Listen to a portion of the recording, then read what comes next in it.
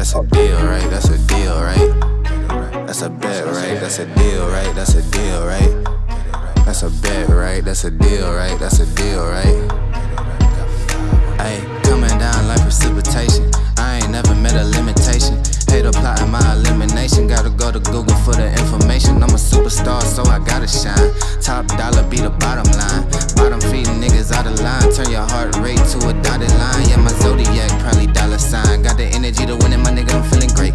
Got a date with destiny, focusing on my fate. I don't give a fuck what you rapping, you been a fake. I'm everything that they ain't, it can't be, it won't be. Wanna see me fall, I can't go, I won't leave. Coming from the block with plain clothes and police. Straight up to the top with bankrolls and rollies. Ride with me if you ride with me, you can slide with me if you feel like 550 on the 5 sticky, come get high with me, that's a deal, right?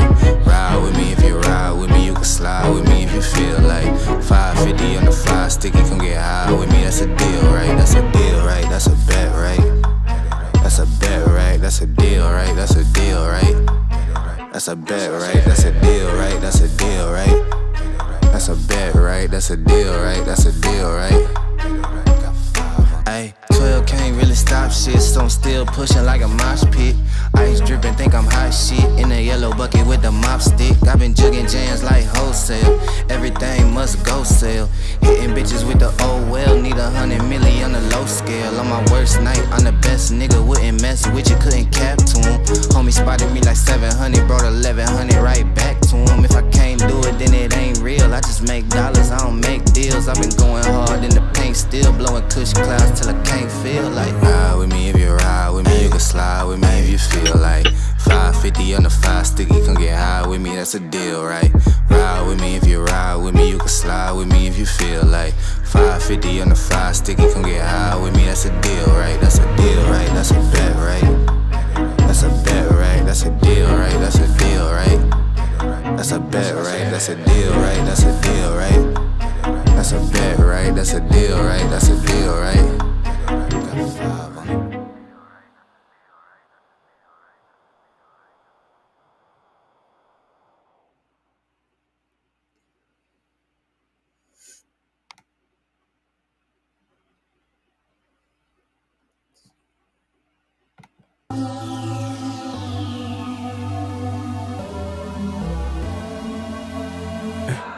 For the record, for the record, for the record, for the record. Been a little too nice to y'all.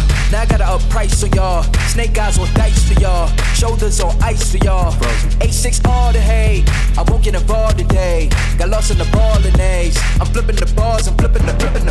On record, off record. I still count wins when they got it. On record, off record. I let them take advantage. I was wildin'. On record, off record deals. Tell them talk to Colin for the quote. On record, off record. I still want to act, not the ghost. For the record, I'm done trying to make y'all comfortable. For the record, you ain't trying to grow, then it's done for you. For the record, lab on me going all the way. For the record, ain't trying to link no time to waste.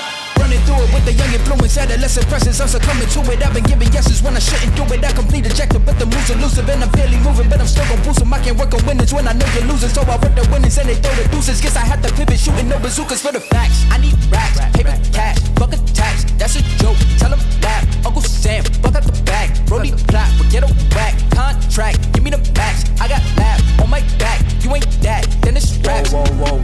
For the record, I'm done trying to make y'all comfortable. For the record, you ain't tryna grow, then it's done for you. For the record, lab on me going all the way. For the record, ain't tryna link no time to waste. Facts, I need racks, paper cash, fuck a tax, that's a joke. Tell them laugh, Uncle Sam, fuck out the bag. Brody plot, but get a whack. Contract, give me the max. I got laugh on my back. You ain't that, then it's raps. Whoa, whoa, whoa. For the record, I'm done tryna make y'all comfortable. For the record, you ain't tryna grow, then it's done for you. For the record, lab on me going all the way. For the record, ain't tryna link no time to waste.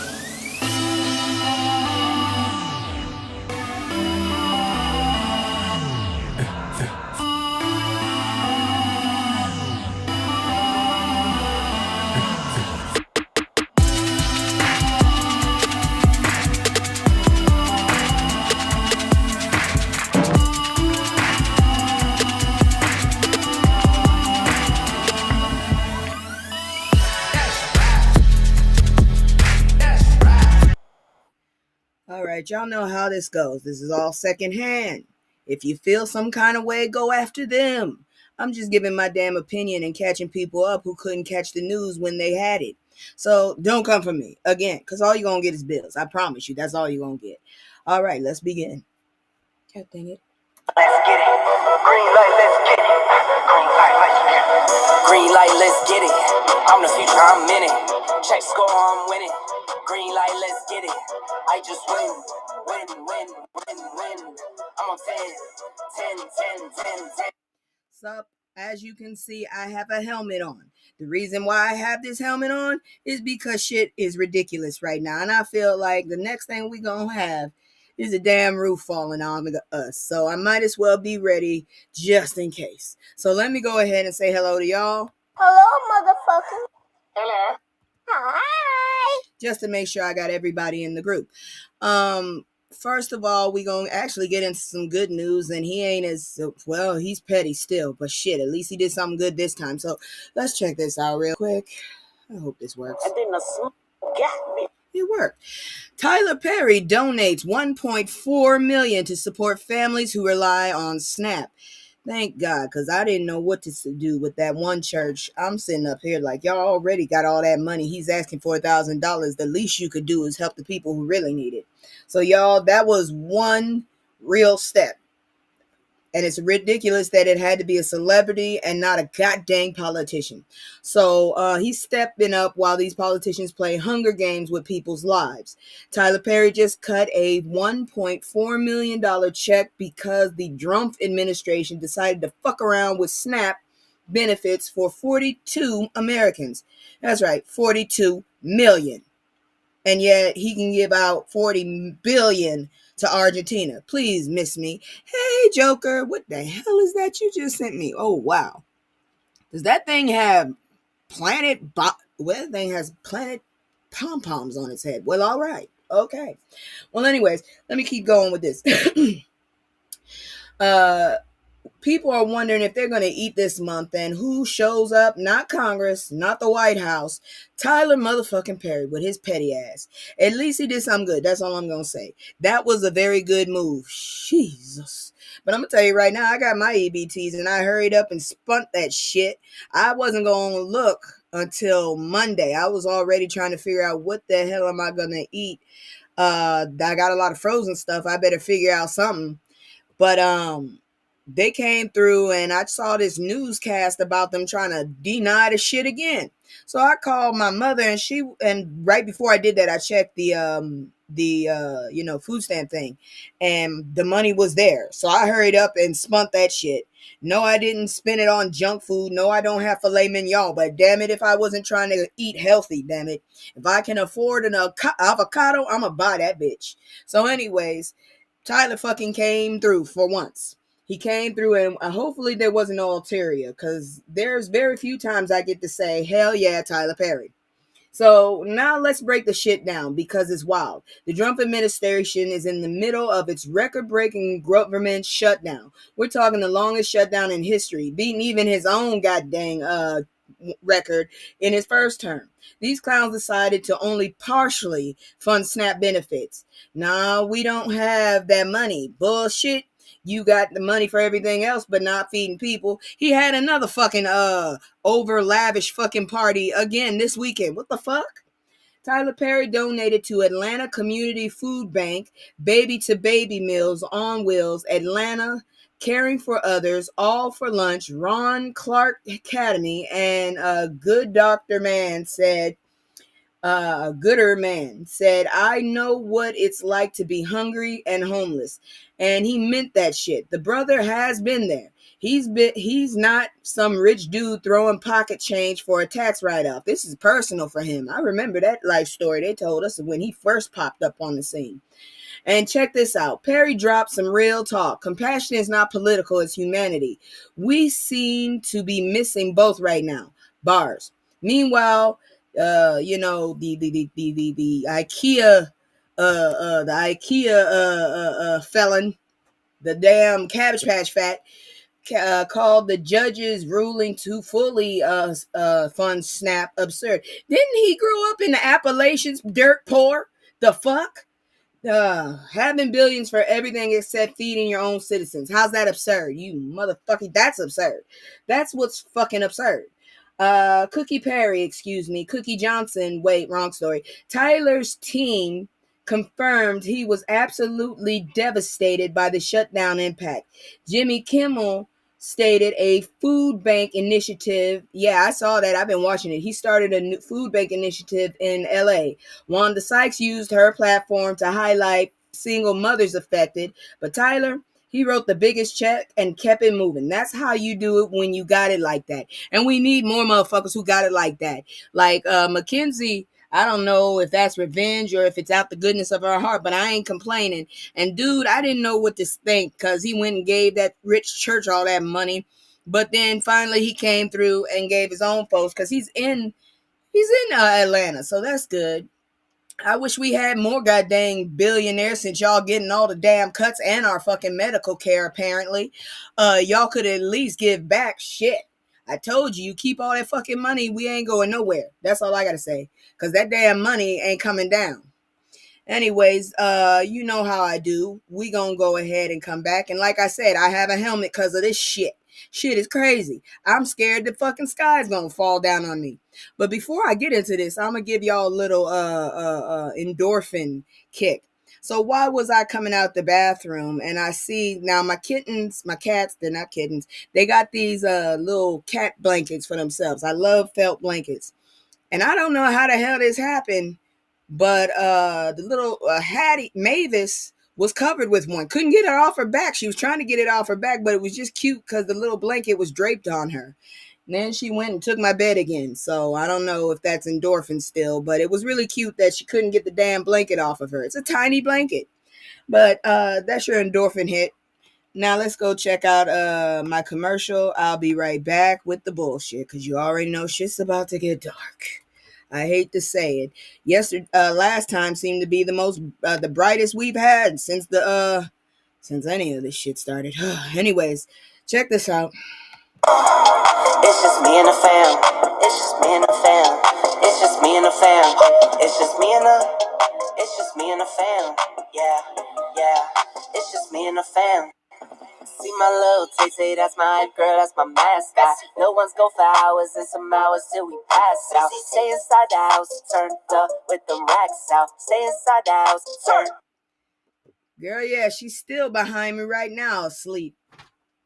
Head turned up, so all you see is the furry white on her back. It looked like she's wearing an outfit, like she's wearing a onesie, and she just didn't button that shit up because she's white all up under her and her neck and her little paws. She got shoes, all four of them, and then she's got a soft paw on both front paws. I'm sitting up there like, you got too many damn toes, but she's cute as hell.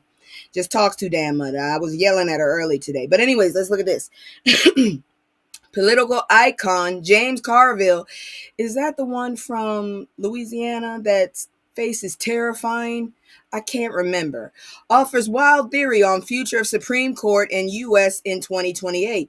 I really don't understand how these so out of shape, old ass octogenarians and shit are still kicking. I'm like, come on now. If y'all ain't gonna retire, kick the. Nah, I'm trying not to say that. But anyways. All right, so Supreme Court. Where do I even start with this dumpster fire? Since Trump appointed 3 ultra-conservative justices, and let me be clear, these lifetime appointments mean we're stuck with this bullshit for potentially 10 plus years. The court has basically become Trump's personal rubber stamp factory. I'm telling you right now, we just gonna have to do some culling.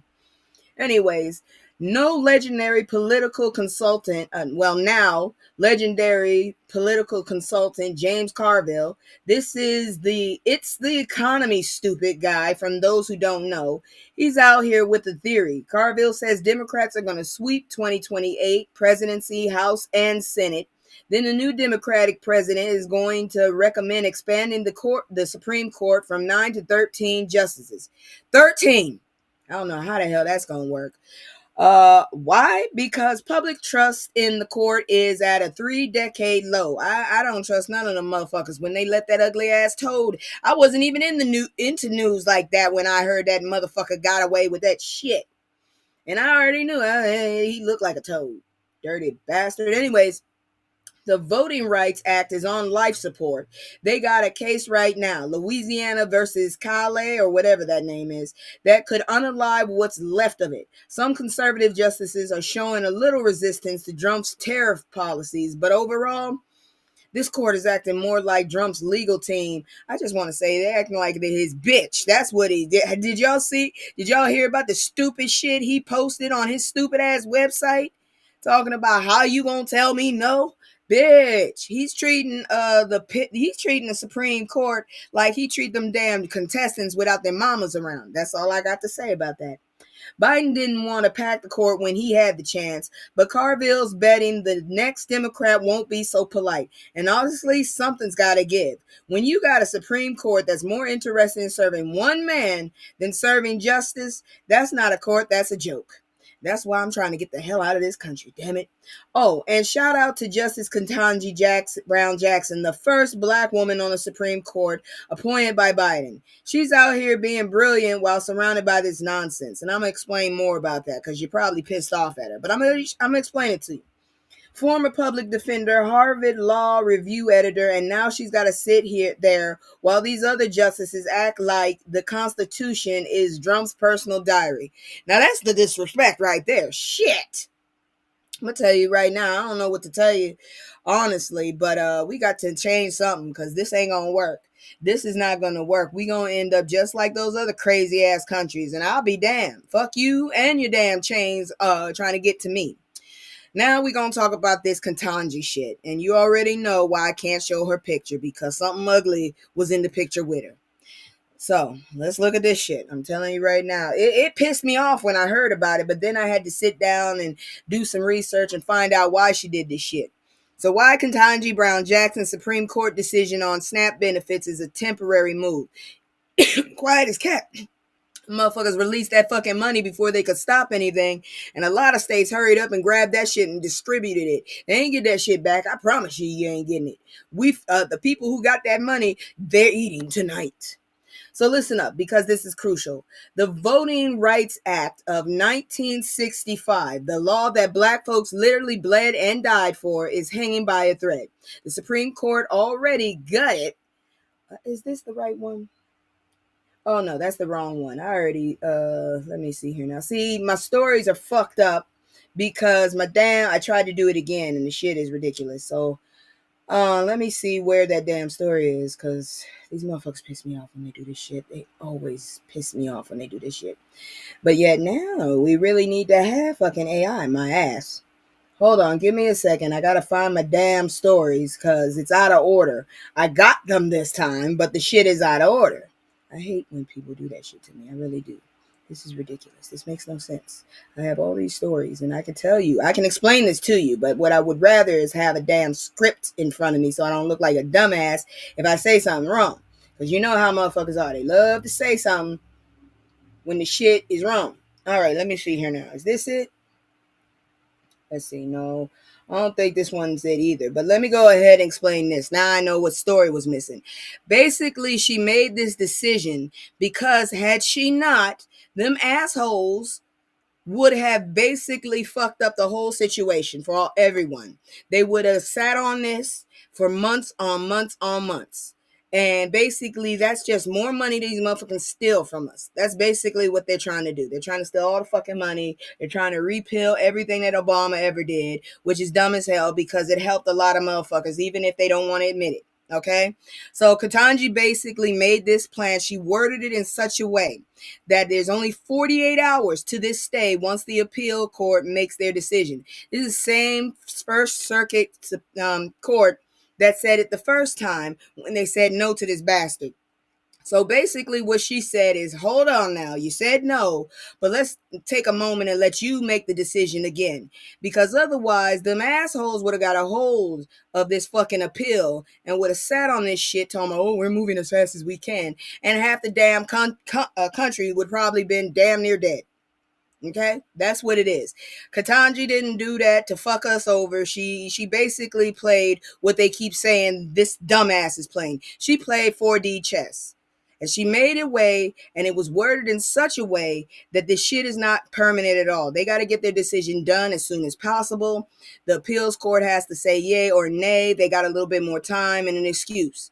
All right. While they're doing that shit, once that damn stay is over, whatever money that was still held up will go out to us finally. Okay. I can't find my fucking script. I'm still pissed off about that shit. But I did want to get this information out because I just heard another story. I've been listening about this ever since she made that decision because unfortunately I'm down on my luck and I have no other choice but to do that, or I'm not even joking. I spent 42 fucking dollars to get some food. Okay, you didn't know? Okay. So yeah, that's why she did that shit. She wasn't fucking us over. She was basically playing 4D chess and sending it back to the appeals court. Okay, 48 hours. That's all they got. All right. She worded it in that way. So they can basically say, I told you no. So that's basically what that is. Also, once they made that plan to pay us out on Friday, basically the states took all that damn money that they could get their hands on before these motherfuckers tried to stop it and sent it out. All right, so I got more information on that in a moment, but that's what I wanted to say. Unfortunately, like I said, fucking every damn time with the goddamn script. I thought I had it right this time. I thought it was just one. But anyways, let's move on because the shit is stupid. I hate when stuff happens like this. All right. David Marshall's need good-willed Republicans to stand up. Yeah, I don't see that shit happening anytime soon. But let's talk about it. So listen up, because this is crucial. The Voting Act, this is the damn story I was trying to tell you about. The Voting Rights Act of 1965, the law the black folks literally bled and died for, is hanging by a thread. The Supreme Court already gutted it in 2013 with Shelby County versus Holder, basically killing the pre-clearance. Okay. You were about to say I spent $42. No, hell no. I spent $42. Okay, yeah. All right. That's what I was saying. I spent 42 damn dollars of my money that I don't have that much of, okay? I get like a stipend right now until I can get back on my fucking feet. It's not that much. I barely can cover all my bills. Barely shit. Anyways, these, because I still haven't gotten unemployment. Oh, I bought $42. What did I get for $42? Half a bag of groceries. That's what I got. $42 worth. I bought some ice cream. Let's see. I wanted to buy some crackers and like trying to eat healthy, like some avocado, some fruit snacks. And I bought $1.99 soda, diet. And that shit cost me 42 damn dollars. That's a goddamn shame. Didn't even last the whole damn night. I'm just like, what the fuck? But see, I'm also boycotting Walmart, so I gotta find what I can. And at this point, prices are so fucking expensive, it's ridiculous. So now that I got my little EBT, I hurried up and went and got some healthy food. Now let me get back to this before I forget something. Anyways, the president's the pre-clearance requirements. So that means states with histories of racist bullshit no longer need federal approval to change voting laws. Guess what happened next? Exactly what you think. Now they're coming for Section 2, which prohibits voting discrimination based on race. If they kill this, Republican-controlled states can redraw districts however the fuck they want. We're talking about potentially flipping 12 to 19 congressional seats to Republicans. The Congressional Black Caucus would lose half its members. Half. But what did you get for $42? Upset. Man, okay, let me see what I got for $42. I got a soda. I got some fish. I got some sushi for under $10 because, I had been fasting and I wanted something healthy. And if I get the damn fish, which is going to cost the same amount, I forget to eat it when it's in the package because I have an eating issue. I'm still trying to get to 3 meals a day. I'm up to 1.5 a day. Okay, so I bought that. I bought a carton of ice cream because I was trying to make myself feel a little better. I wanted my endorphins. I wanted to buy a bag of chips. I didn't get the bag of chips. Let's see. Was that the 40? No, that wasn't a 42. Look, girl, now I got to go look it up because that's the wrong thing. That was $25 right there. I didn't spend that much. But still, shit, that 42 hurt my damn feelings. Hold on, let me go look at what I bought for $42. I know it was some groceries, but shit. I don't want to talk to that. Man, they still trying to get me to rate this one dude who was just adamant, apparently, on coming to my house. I'm like, yeah, I gave you the directions. Just leave the food right there. Because I'm kind of a recluse. Plus, I don't know where the hell I'm going half the damn time. But anyways, let me get this receipt. I still don't know this place. I gotta get myself out this house eventually. All right. No, I only spent $21 on that shit. Great. Okay, here you go. All right, this is what I spent $42 for. Let me see here now. I got 12 things. For $42, I bought some cheese curls, fruit snacks, some milk, water, toilet paper, Brillo scrub, some chicken gizzards so I could cook it, some cereal, some Kellogg's cereal, some ice cream, some Drano, because the motherfucking plumber still ain't came, and this shit, I don't know. And I tried to get some ground meal so I could put that on my gizzards, but nah. And that cost 42 fucking dollars. See? And that was just trying to eat healthy. Fuck. 42 damn dollars. That don't make any damn sense. And that's with the refunded meal I was trying to get. I was trying to get some flaxseed meal, trying to eat healthier and shit. But anyways, let me go back to what I was saying. All right, so that I already told y'all about how they keep messing with Section 2 of the voting thing. They're already trying it. Texas, they're targeting districts held by Representative Greg Cesar, Henry Cuellar, oh Lord, these names, Vicente Gonzalez. In Missouri, they want to flip Emmanuel Cleaver's Kansas City district. South Carolina's trying to come for Jim Clyburn. Jim Clyburn, what a name. Yeah, them prices are ridiculous. The audacity. Indiana's threatening Andre Carson's seat, which has been held by a black representative for over 20 years. Here's the real tea. Black voters switch from Republican to Democrat, not because we're followers, but because we follow justice.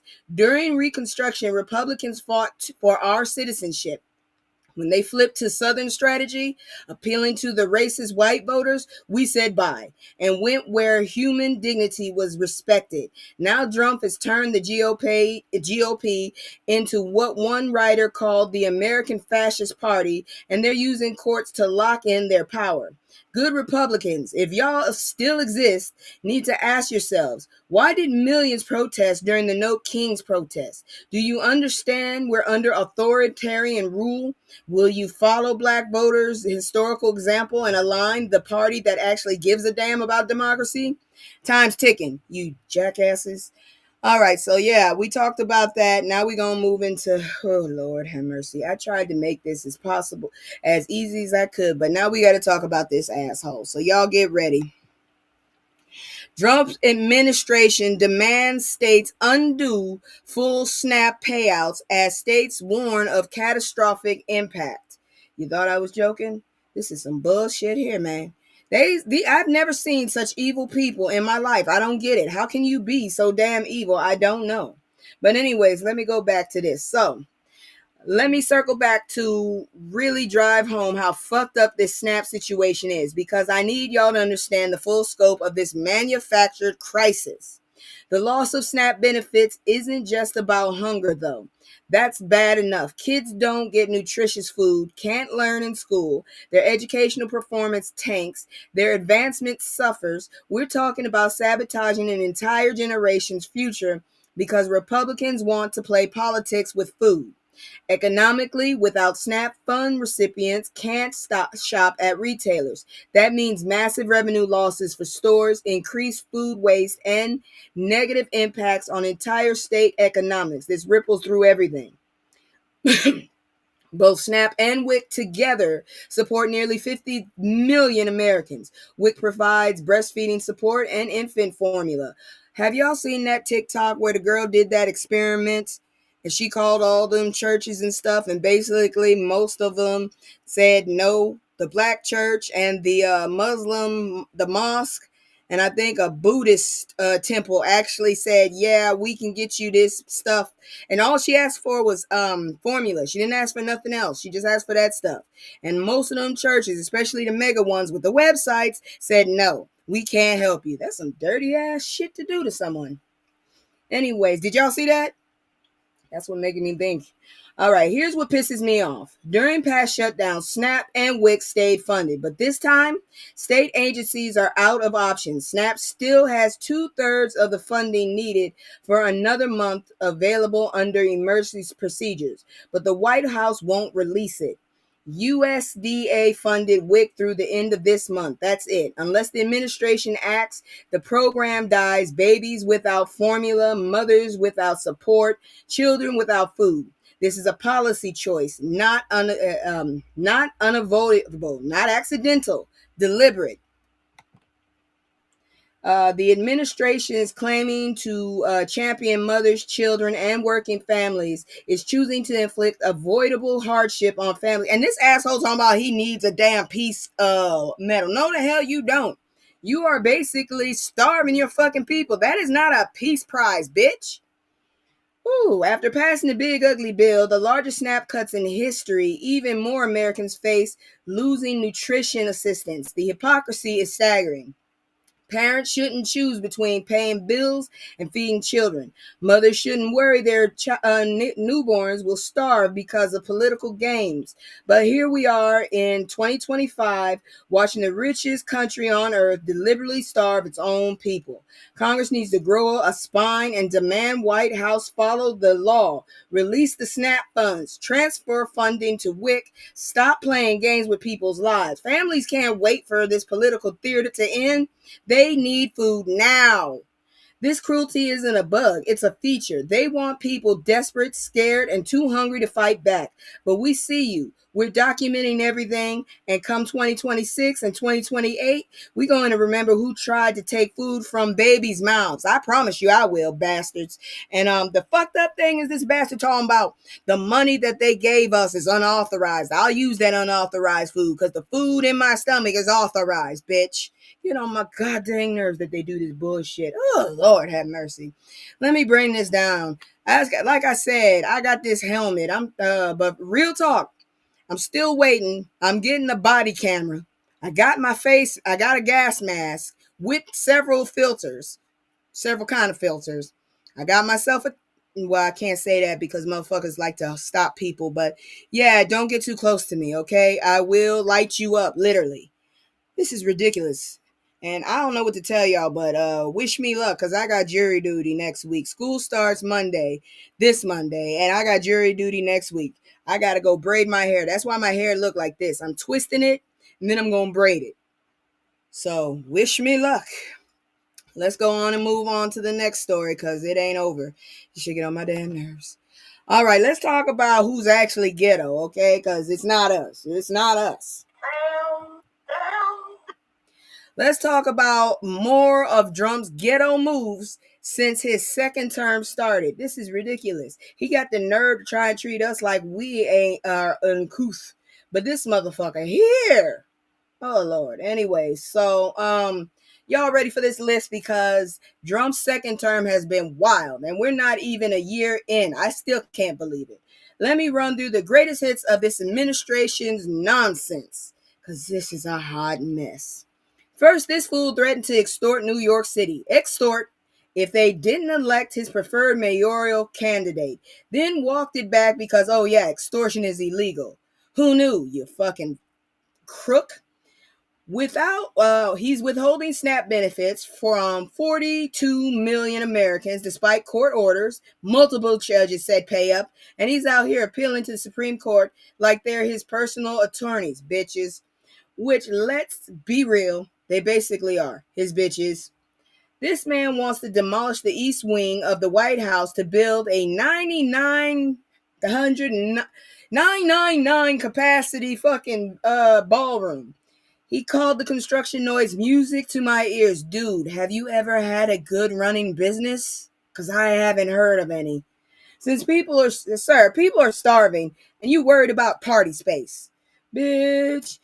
How about your health? Are you going to make it? God, please say you won't. The merchandise. Oh my God, the merchandise. Drumpf sneakers, Drumpf cologne, I bet that stank. Drumpf Bible, it's gonna burn in your hand during the campaign. And now we got Drumpf mobile and the Drumpf card. Don't nobody want none of that shit. Pay $5 million for a permanent residency. He's turned the presidency into QVC, and he got a fucking merch store right next to his office. I'm like, damn it.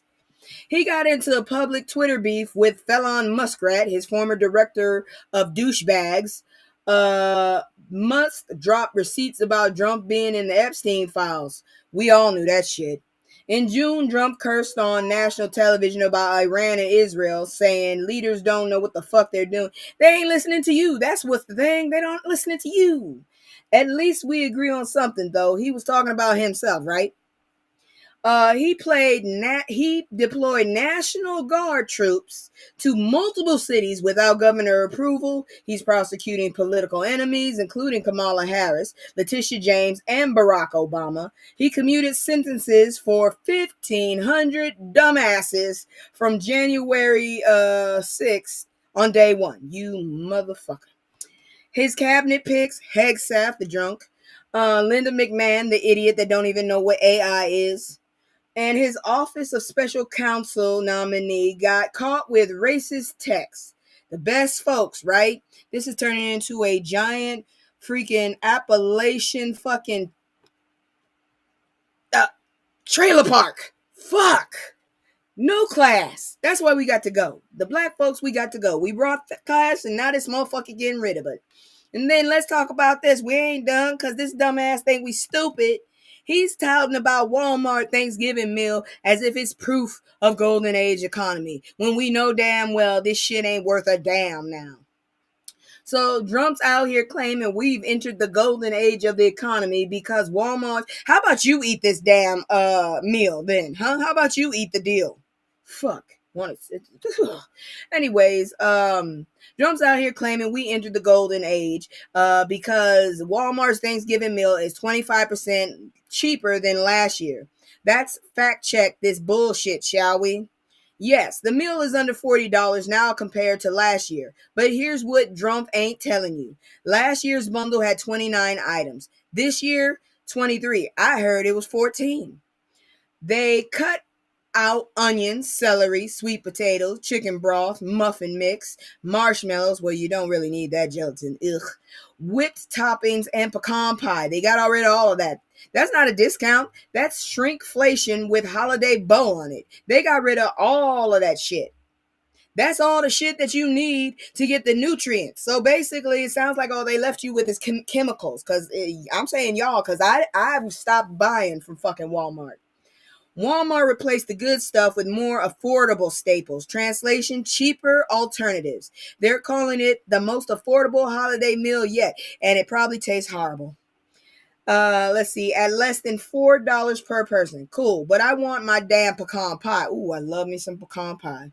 Meanwhile, overall grocery store prices are up 2.7% year over year, but Trump's posting on Truth Social, which is the dumbest shit I've ever seen, talking about affordability is a Republican stronghold.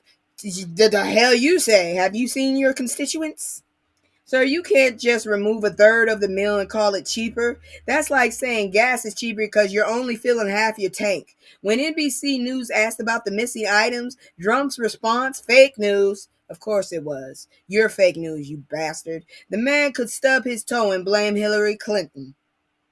The White House cited a Wells Fargo report saying Thanksgiving costs are down 2 to 3% from 2024, but that's overall, not just Walmart's shrinking bundle. They're really out here during the longest government shutdown in history trying to convince us that less food for less money is winning. Negro, please, do you know how big some of these damn kids are? They need to keep food. They're going to fuck around and start eating the parents. You keep playing around with us. And if they start doing that, we coming for your ass next because you look like you got a lot of meat, but I feel like it's rancid. I feel like if we ever had to get to that point, nobody would touch you still. Ugh. Anyways, I've been telling y'all about this one. Y'all don't listen to me. If you don't listen to me now, you ain't never gonna listen to me. Look what the fuck they done been doing. then the smoke got me. Halfway to chains. What's already been enforced under Project 2025. And just to let y'all know, yes, I have been working. I went to bed at almost 6 o'clock this morning because I was trying to understand. I went through 3 different programs to try to upgrade my 2D animations. And I think I got it. I might be able to get it done before shit really get heavy in school.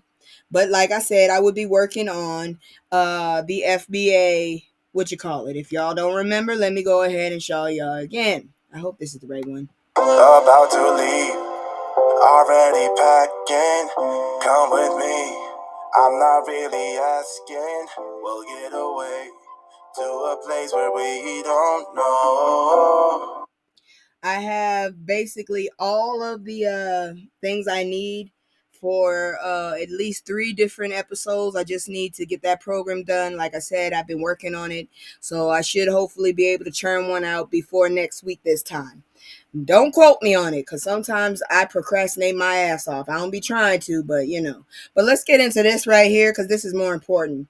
Buckle up, because this one's heavy. Project 2025, the Heritage Foundation's 900-page manifesto for dismantling democracy is 48% complete.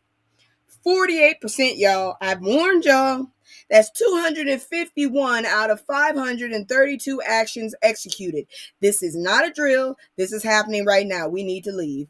Russell Voigt, this damn antichrist who wrote this nightmare, believes in purging the federal government of anyone who won't kiss the ring. Stephen Miller, the human fucking snake or penis, your choice. Yes, that fucker is overseeing deportation and surveillance. He's just that fucking gnat that you want to smack the shit out of. They're trying to chain our government to white nationalism, Christian dominance, and patriarchal control. I'm getting the fuck out of here if that's the case. My child will not grow up in this kind of atmosphere. Fuck you. I have too many fucking relatives that died for this shit. Not to become like this again. The Department of Justice, they brought back the death penalty, reinstated racist Chinese initiative, and gutted civil rights enforcement. The DOJ now protects power from dissent instead of citizens from discrimination. Department of Education, Title 9, Protection for Women and LGBTQ Students, I'm not saying that again, it's too much words, is gone. Office for Civil Rights dismantled. They're pushing parental rights as code for white Christian control. Special education programs gutted. That's really bad because I got some cousins that need it.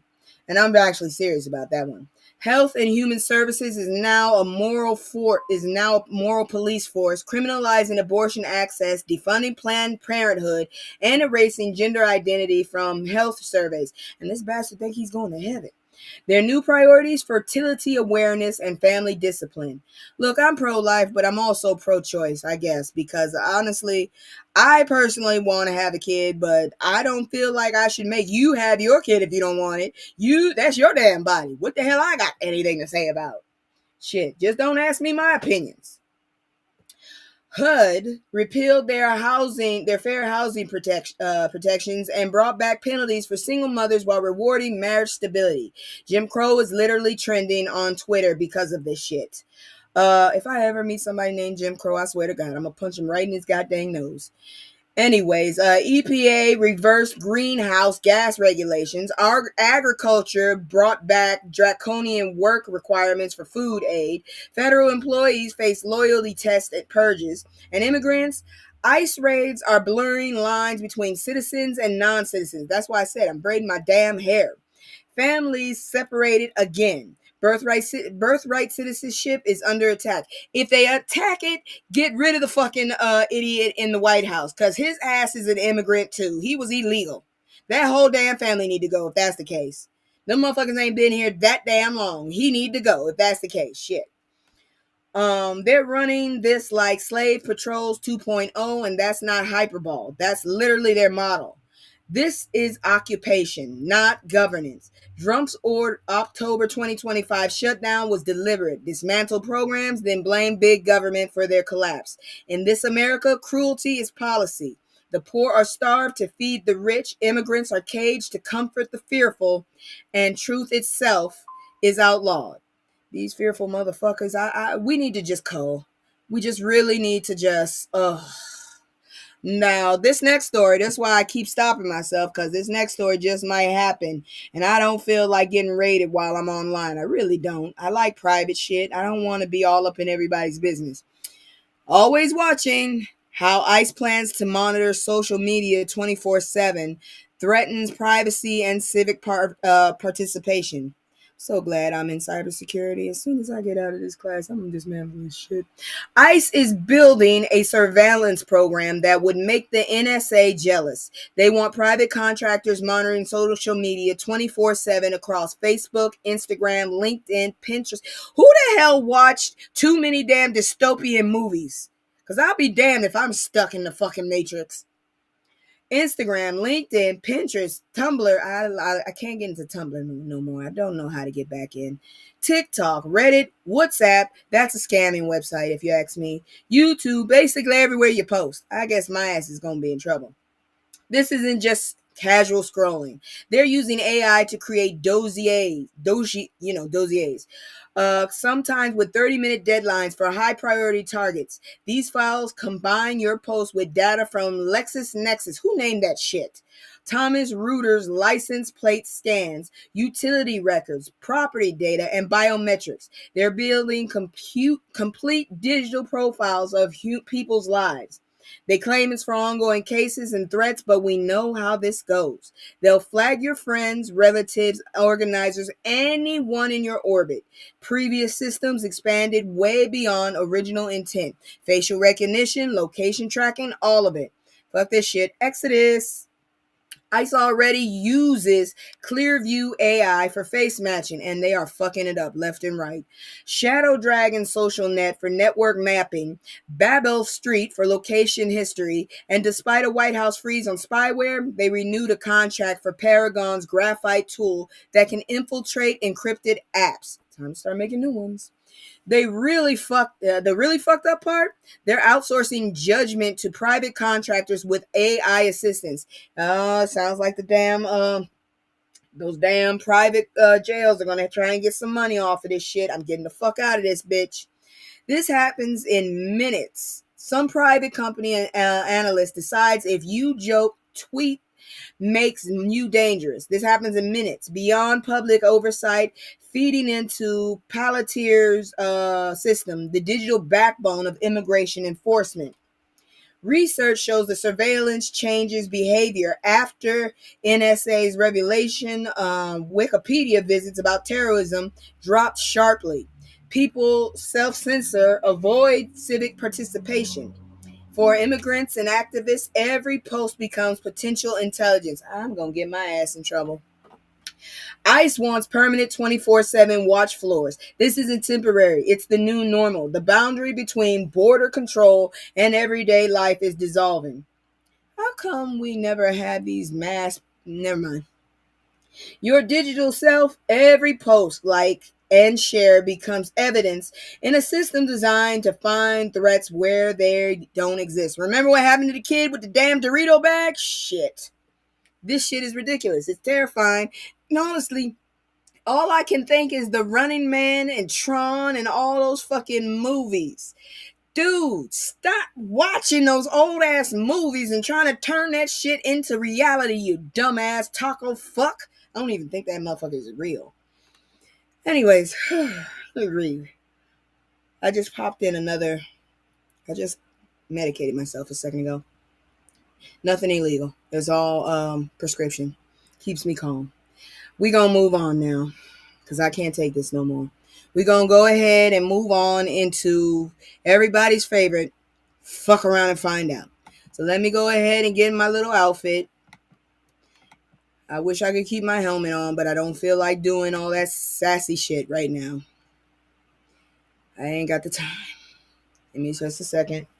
Go ahead and move on to the next story, because I've been telling y'all this is going to happen, and now I'm ready to start doing my material. And I do suggest y'all go check out the Yarbros.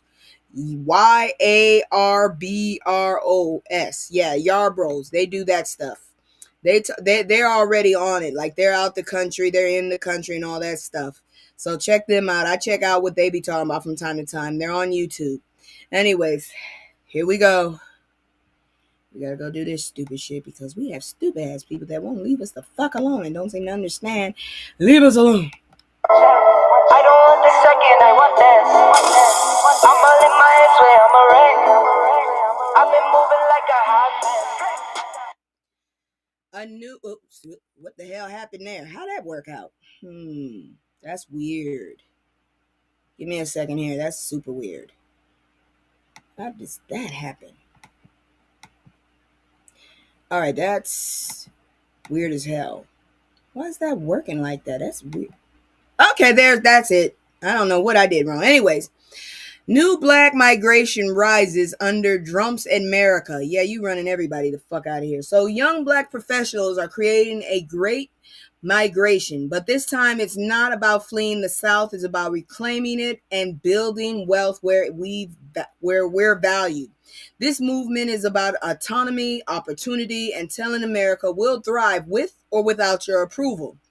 According to Apartment List, 2025's best cities for black professionals report the top cities are Washington, D.C. It takes the crown, 92% employment rate for black professionals. Highest median black income at $52,988. Imagine what that is if you're white.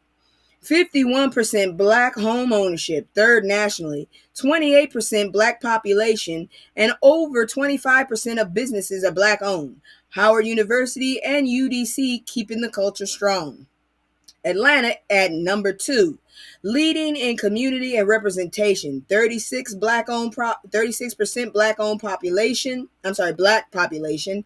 93% employment rate. Sounds good. That's why my cousin probably moved over there. 50% home ownership, 37% black owned businesses. And by the way, I got 2 stories for you about black ownership. All right, we'll talk about that. HBCUs like Spelman, Morehouse, Clark, Atlanta make this black excellence central. Despite gentrification trying to push us out, we're holding it down. They already did it in Boston. I'm so ashamed. Houston is coming in third for business environment. 21% black-owned businesses. 21% of teachers and doctors are black. Median income above national average. Texas is showing up, but be careful where you drive. That shit pissed me off. Dallas is at number 5 with 18% black population, 93% employment rate, median income of $43,632. That's not that good. And 19% black-owned businesses. Young black professionals are finding their groove here. Charlotte and Raleigh, I hope I said that right, North Carolina are made top 10.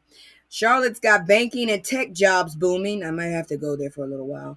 Raleigh got affordable housing, tech growth, and HBCUs like Shaw and St. Augustine's. Never knew about those.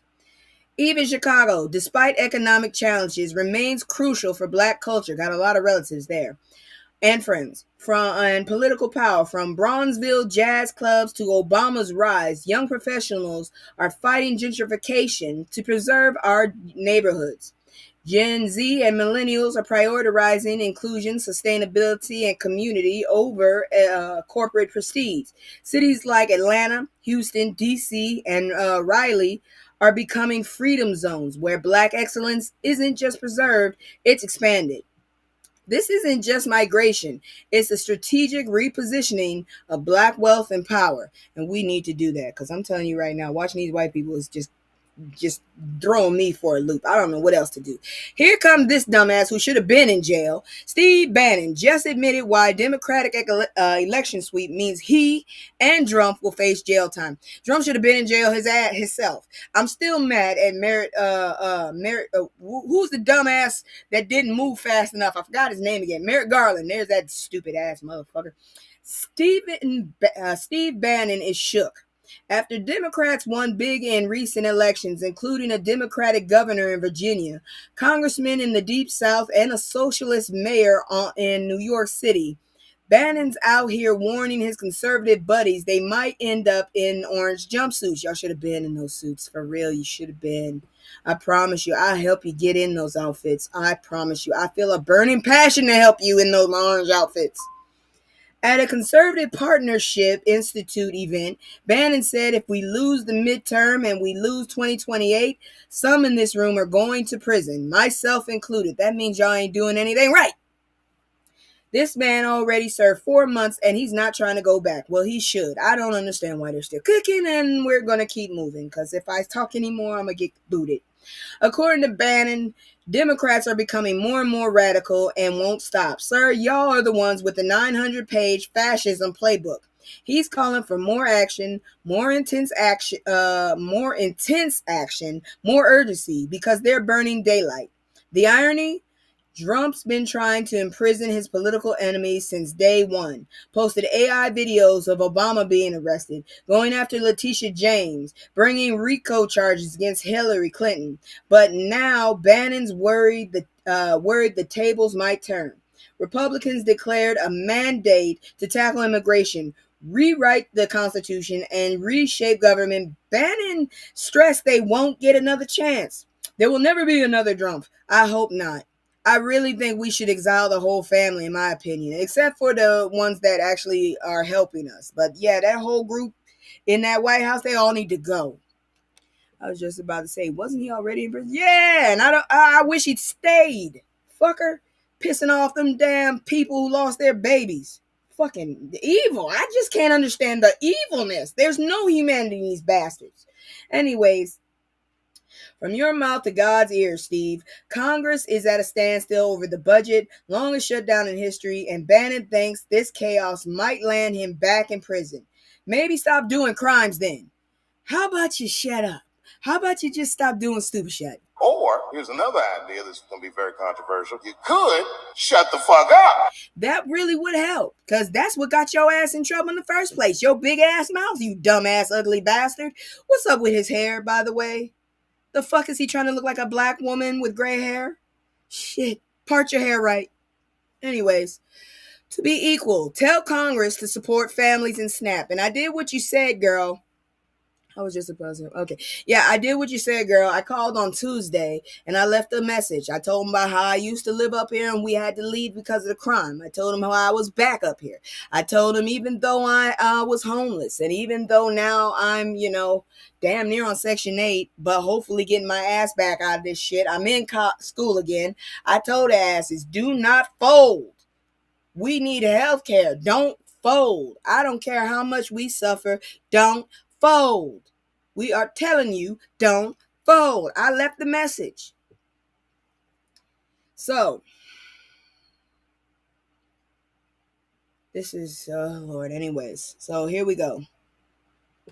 So tell Congress to support families on SNAP. So hold on. Let me make sure y'all understand the full scope of this fuckery. Not only is Trump withholding SNAP benefits, but this administration is now demanding that states reverse full SNAP payouts and start paying part of the cost themselves for the first time ever. Have you lost your fucking mind? If that's the case, then why are we paying taxes and shit? Because if we don't need y'all asses, if we don't need Congress, all we need is states, why the fuck do we need y'all? Let's cull. I'm telling you, if we cull them, C-U-L-L. If you're wondering what I'm saying, C-U-L-L. Go look it up. No problem. I know Terry probably did it too. Anyway, so let me continue with this. These motherfuckers want to shift federal assistance costs to states. You know what that means? States would have to choose between cutting benefits or raising taxes. And we all know which one Republican states would pick. They're literally trying to starve people by making states foot the bill for a federal program. It's a federal program. If we don't need the federal, then we don't need to pay y'all shit either. We don't need to pay no taxes no more. We don't need to do none of that. If y'all not going to play, we not going to play. How about that?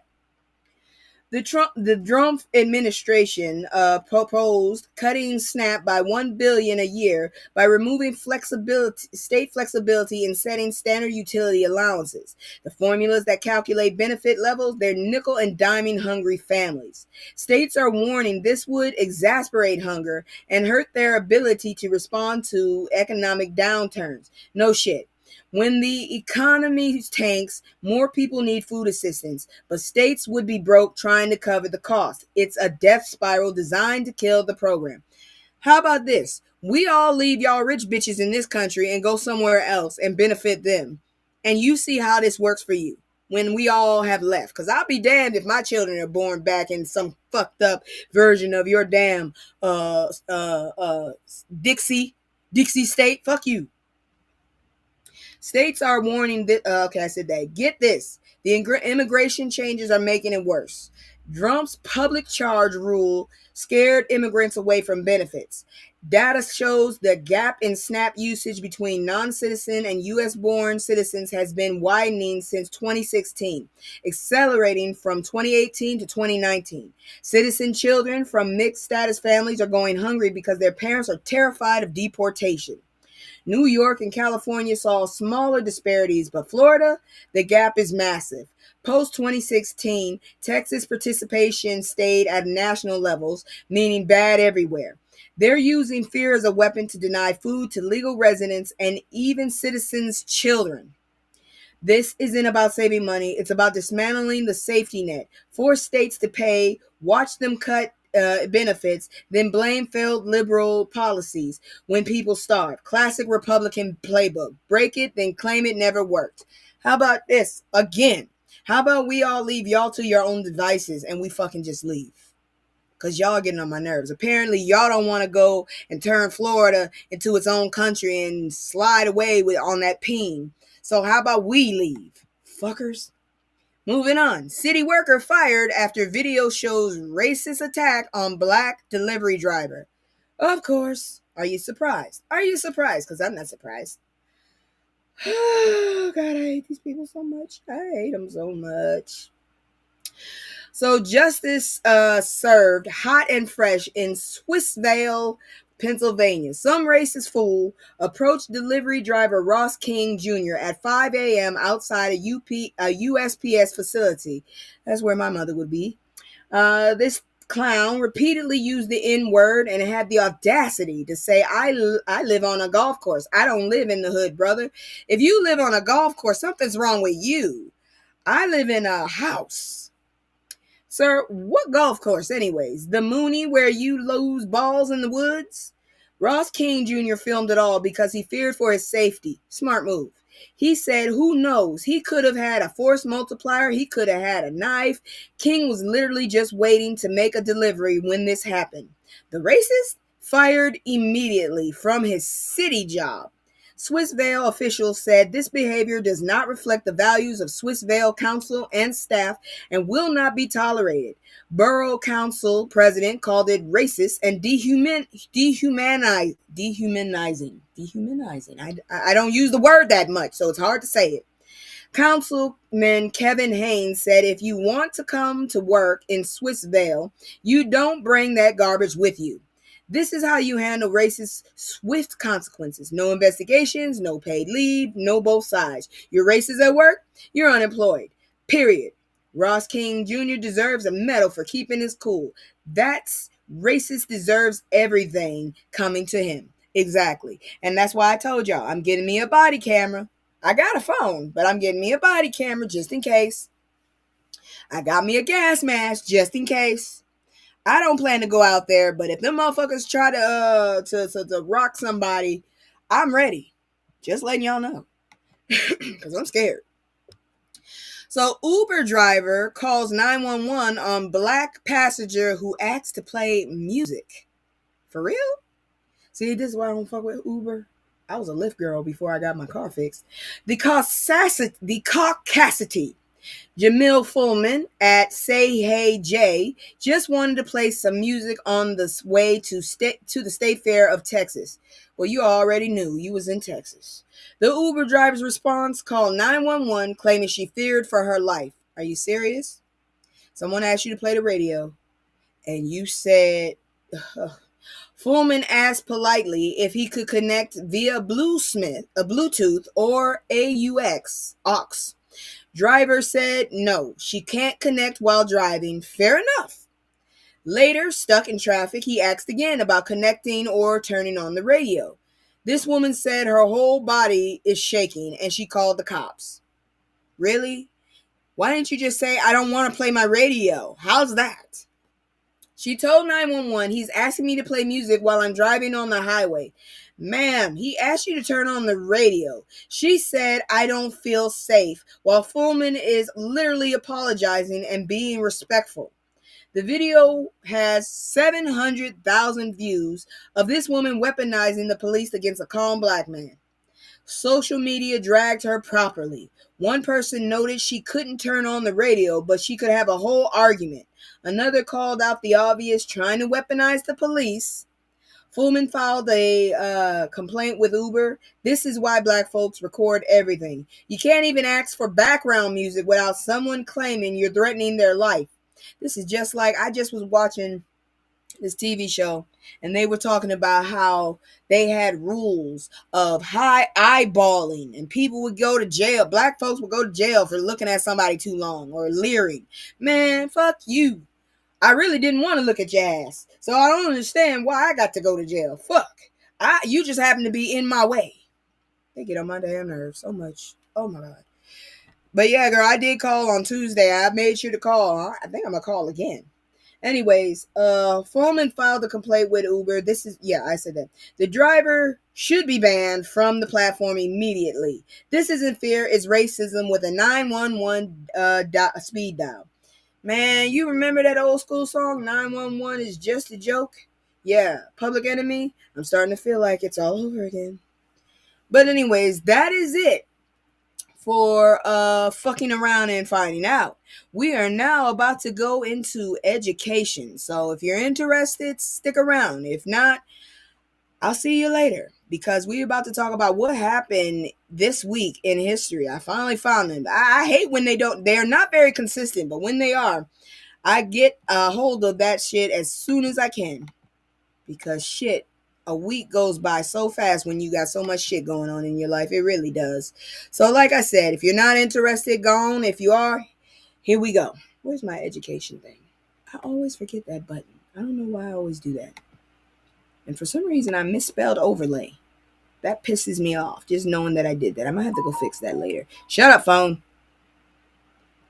Only when I'm doing something. Yo, it's so many, hey, so many, yo, so many, yo, it's so many lies. Look in my eyes, they know I'm the truth. They know that. Knocking them down every time I step in the booth. We ain't gotta lie, they know we the vibe, we living in proof. Young conscious, shoot my life a movie, I live in a spoof. Ain't no sticking around, I'm on the move, I'm checking the dudes. Yeah, it's only us two, so you know we copping that coupe. We on the roof, smoking dope, look at the view. Yeah, we used to chill on the stoop, now we out here breaking the news. It ain't shit you. Y'all don't know who this lovely woman is. This is Dorothy Dandridge. Poor woman. But we'll talk about her later. Let's talk about what happened on November 5th in 1867.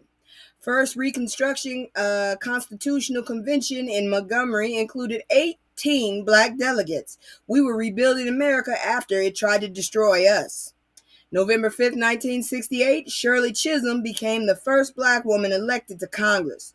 Brooklyn stood up. She later ran for president, unbought and unbossed. We need another one of her.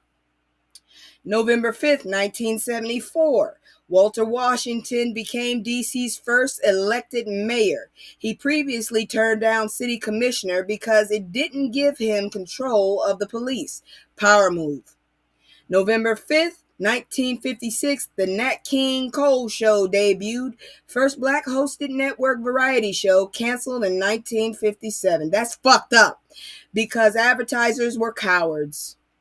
November 6th, 1860, Lincoln got elected. He was still racist. Southern states threw a tantrum. Civil War happened, all because they couldn't imagine life without enslaving people. Don't be fooled. These damn people they try to tell us are heroes, they only did it for a spec. It was a political move. It wasn't out of his heart. Fuck that shit. Don't play with me. That motherfucker wouldn't have saved none of us.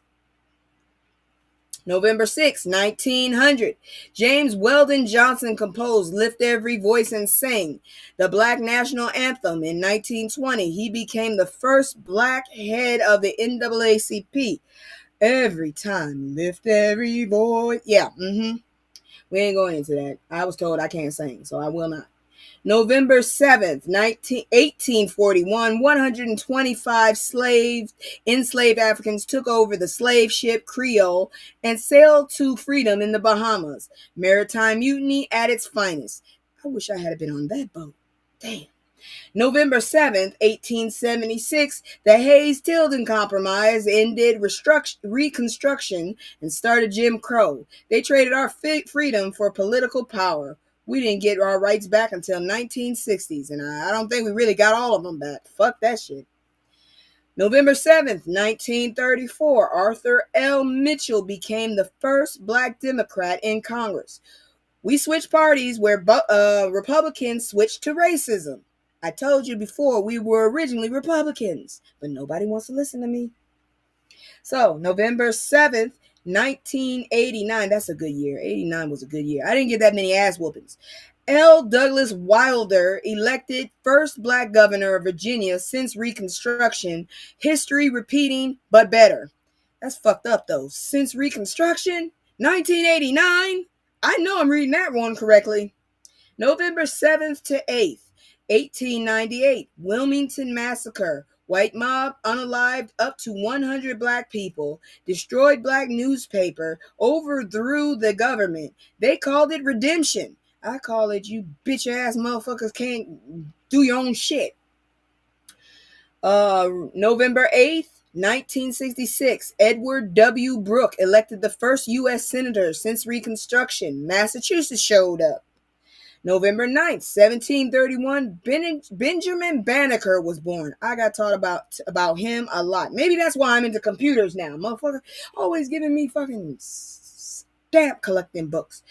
Anyways, first black American scientist designed DC, built America's first clock, predicted solar eclipses. He was a genius. Can we get some of his paperwork? Maybe he got some of that Da Vinci shit going, and maybe we actually have a utopia somewhere waiting for our asses. That would be so nice. Anyways, November 9th, 1868, Howard University Medical School opened first to train black medical professionals. 8 students changed healthcare forever. November 9th, 1901, William Monroe Trotter started the Guardian newspaper in Boston. In 1914, he confronted President Wilson about lynching. The New York State Times hated it. W.E.B. Du Bois called him fearless. When you got a dude named Du Bois telling you you're fearless, you're fearless. November 10th, 1891, Granville T. Woods patented electric railway improvements. That's too many L's and R's for me. Also invented improvements to air brakes, telegraphs, telephones. He was the real Tesla. Let's see. Okay. Oh, yeah. And to answer your question, he was probably trying to be optimistic and polite, and he had hoped that she would be rational, but he was wrong, unfortunately. That's the problem a lot of young black folks, unfortunately, run into. They get into that whole point in life where they feel like, yeah, everything is, we're all equal, and she's just going through stuff. They get into that empathetic kind of bubble, and it pops for them, unfortunately. His pop right there. But anyways, let's see here now. November 10th, 1957, Charlie Sifford won the Long Beach Open, first black person to win a major professional golf tournament. Tiger Woods owes him everything. I bet you didn't know about him. November 11th, 1831, Nat Turner hanged for leading the bloodiest slave revolt in U.S. history. 55 white people died. Turner said God called him to do it. Revolutionary. And that's why I still have a shirt with his name on it. I believe in Nat Turner. Poor man. Poor man. And that is it for the history. This week in history. We're not done with history because the next story, I know if you're around my age, you know about this dude. Hold on. Let me bring this one down. And I don't know what to tell you. Emotional content. Hold on. I forgot to move it. There it is. The moment Magic Johnson's HIV announcement changed everything. So, November 7th, 1991 changed everything. I was 10. Magic Johnson stood before the world and announced he had HIV, retiring from the Lakers at the peak of his powers. My grandma died that year. People thought it was a death sentence. Magic said, "Am I going to die?" His doctor this motherfucker is healthier than most of us. His doctor told him new drugs meant he could live a long life. Magic was married just over a month to Cookie. Poor Cookie. Expecting their first child, E.G. Johnson. What's his name? What's their name now? I don't know. He offered Cookie an out. She said they'd beat it together. She really loved him. She wore white to his press conference to symbolize a bright future. That's a ride or die. It definitely is. Or she might need mental help. President Bush appointed Magic to the National Commission on AIDS. Magic resigned in September 1992, calling out the administration for dropping the ball. He did a Nickelodeon special answering kids' questions about HIV, education over fear. Despite retiring, Magic was voted to the 1992 All-Star Game, won MVP leading the Western Conference, joined the Dream Team, won Olympic gold. Commissioner David Stern's support helped change perception when people feared catching HIV from handshakes.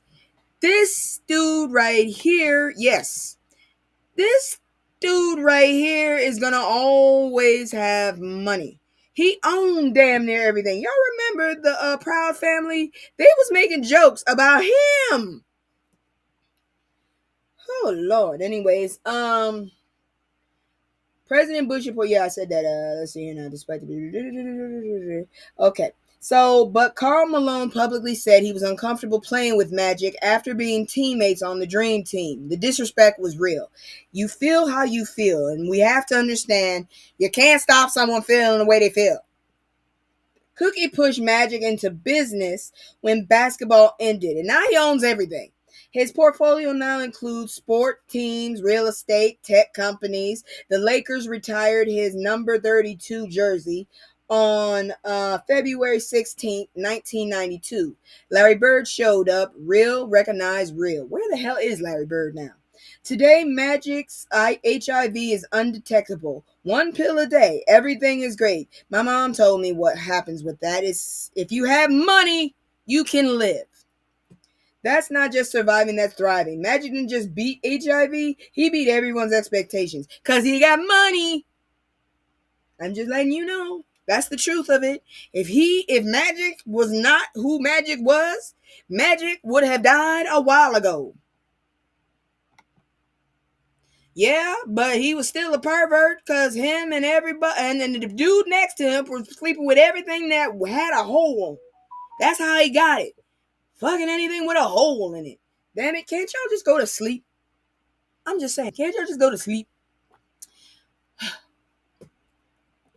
But anyways, you were right both ways. It was difficult and different. Nobody was used to that shit. But Magic, he just happened to be a big time name and caught that shit fucking around with the wrong people. That's how people was catching it. Put your damn Jimmy cap on it, and he had just got married. That's the one that pissed me off. That's when I stopped paying attention to him.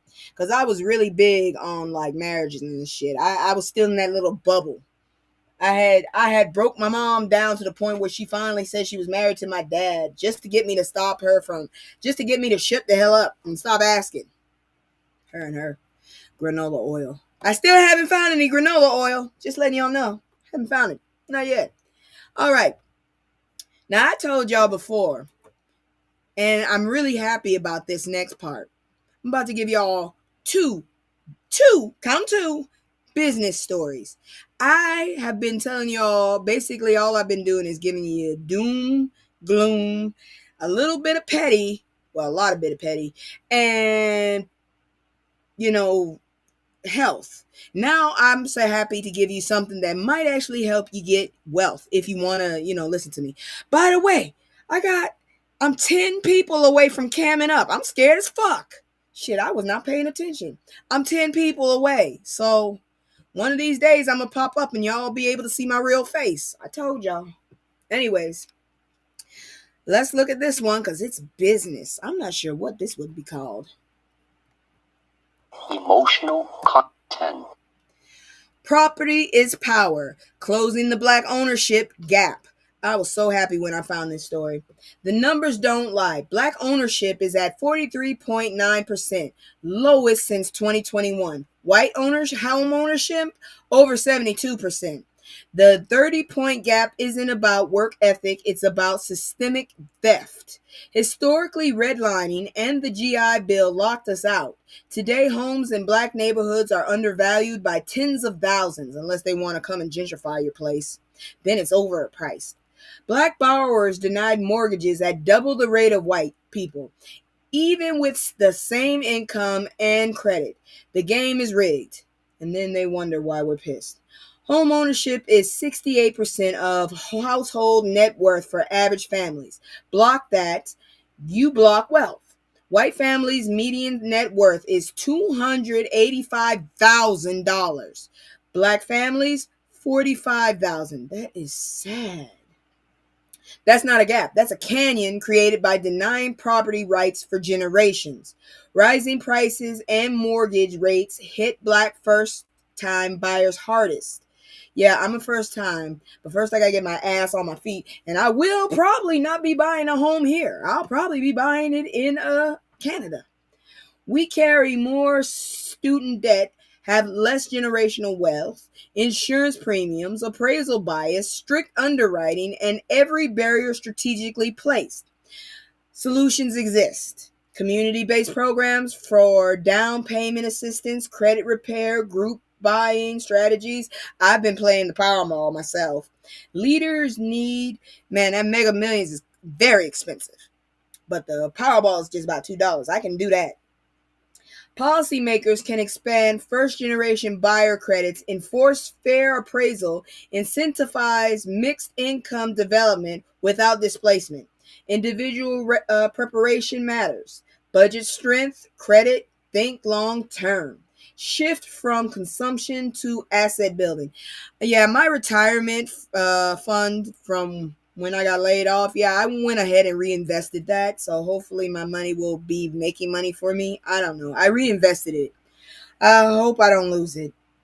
Anyways, individual preparation matters. Budget strength, I said that. Financial literacy and mentorship are essential. Property is power. Dr. Anthony O. Kellum of Kellum Mortgage says home ownership leads to higher graduation rates, family wealth, and community involvement. Closing this gap stabilizes entire communities, improves schools, and helps local businesses thrive. That's what I'm saying. This isn't charity, it's economic strategy. Property converts income to equity to influence. Home ownership should be standard participation in America, not an exclusive club. Look, God dang it, Joker. One of these days I'm gonna interview you. You just be sitting up there popping up with these little hints about you. You're so damn mysterious. I'm gonna find out who you are, lady. I'm gonna figure you out. You somebody. I don't know who, but I'm gonna figure it out one day. Damn it. Oh, that's probably somebody famous. I don't know. I'm gonna watch you. You be saying some stuff right there. I knew you knew something about finances. Hey, by the way, did you hear anything else about black people and crypto? I didn't forget. Believe me, when I get on something that can help us, I don't forget. Let me know. Anyways, look at that. That's what she gave me. That's Joker right there.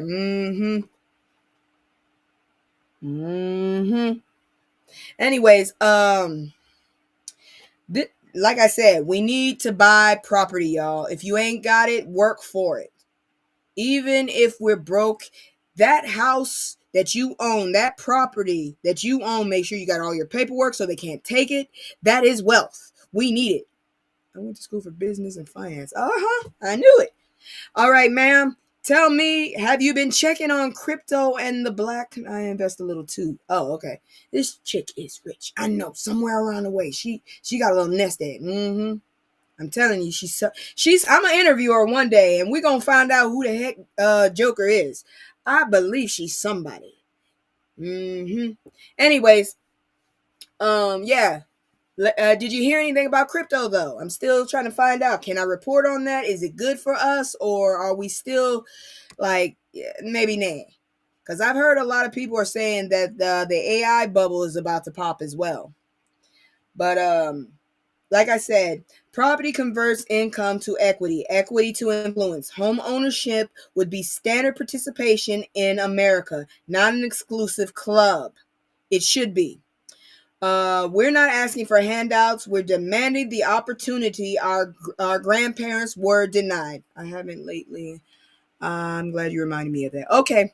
Well, I'll check it back with you when I get a chance. I told you I don't let things go. I'm an Aries, if anybody is curious. I'm an Aries. I'm on the cusp. So I have some Pisces qualities, I guess. But I'm not a full asshole. That's what I tell people. I'm not a full asshole. Because most Aries are assholes. I'm an Aries. I'm a little bit of an asshole. Anyways, let's move on. Because I told you I'm happy to tell these two stories. Buying your first home. So we're going to go over a small comprehensive guide, and I hope it helps some people out there.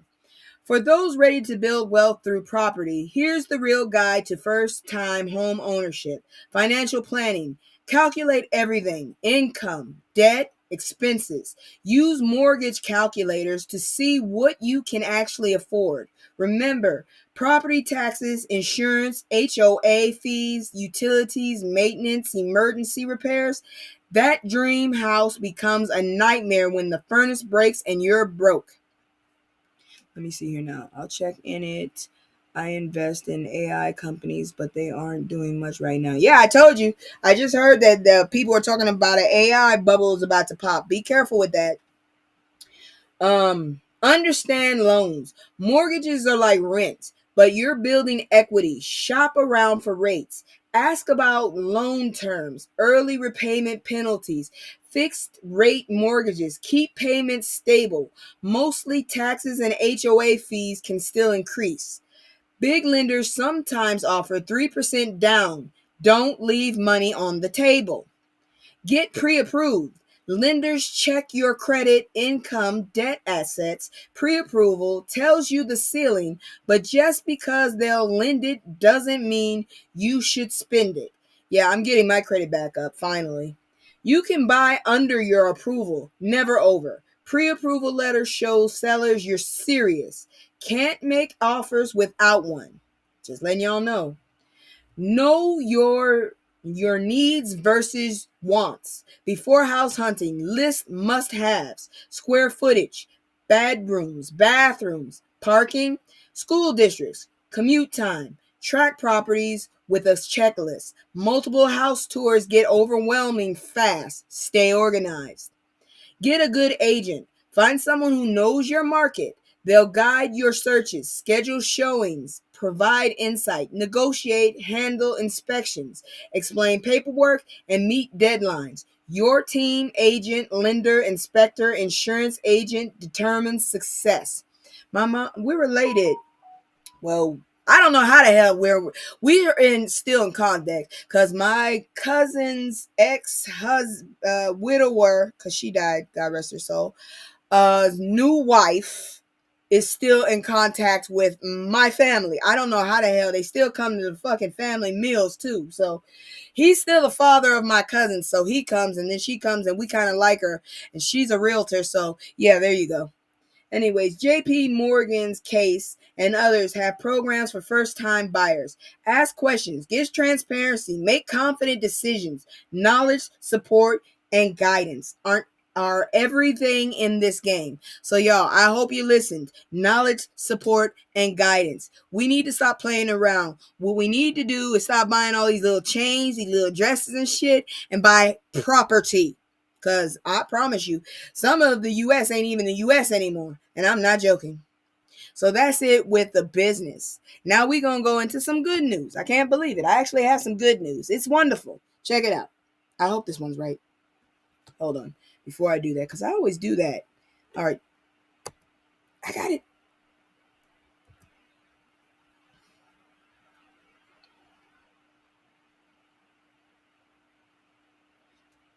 All right, so here's some good news, and I'm so glad to report this one. Former TSA officer fundraises for unpaid airport workers during shutdown. Like you should.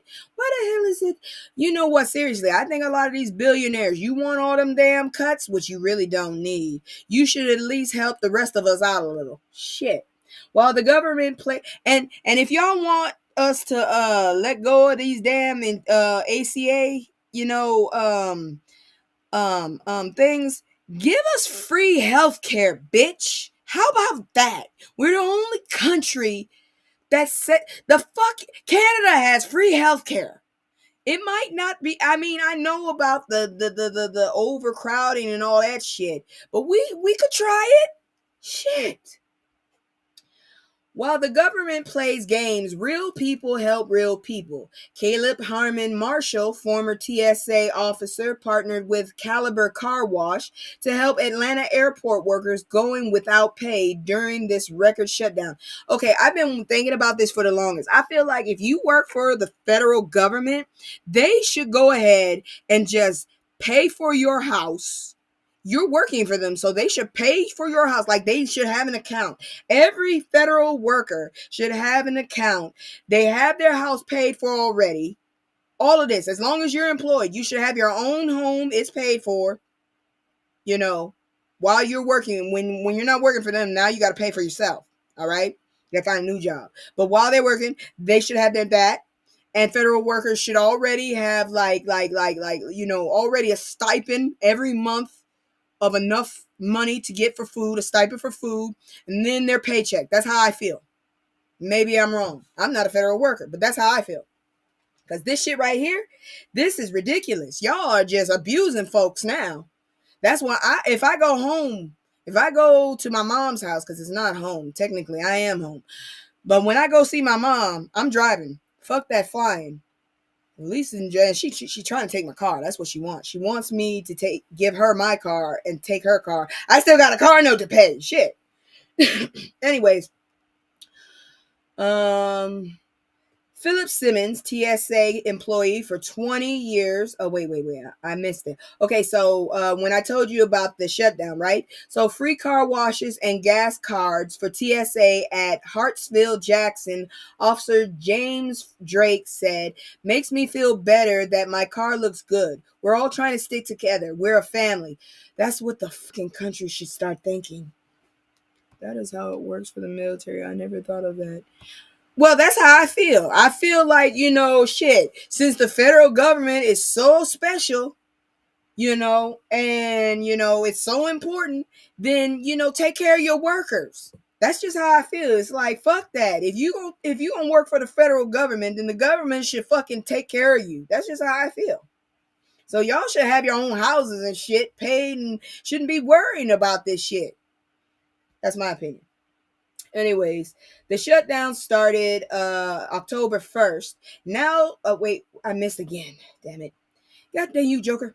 Philip Simmons, TSA employee for 20 years, said it's not a good feeling going without pay for the first time. He asked, why are they impacting us? Good question, Philip.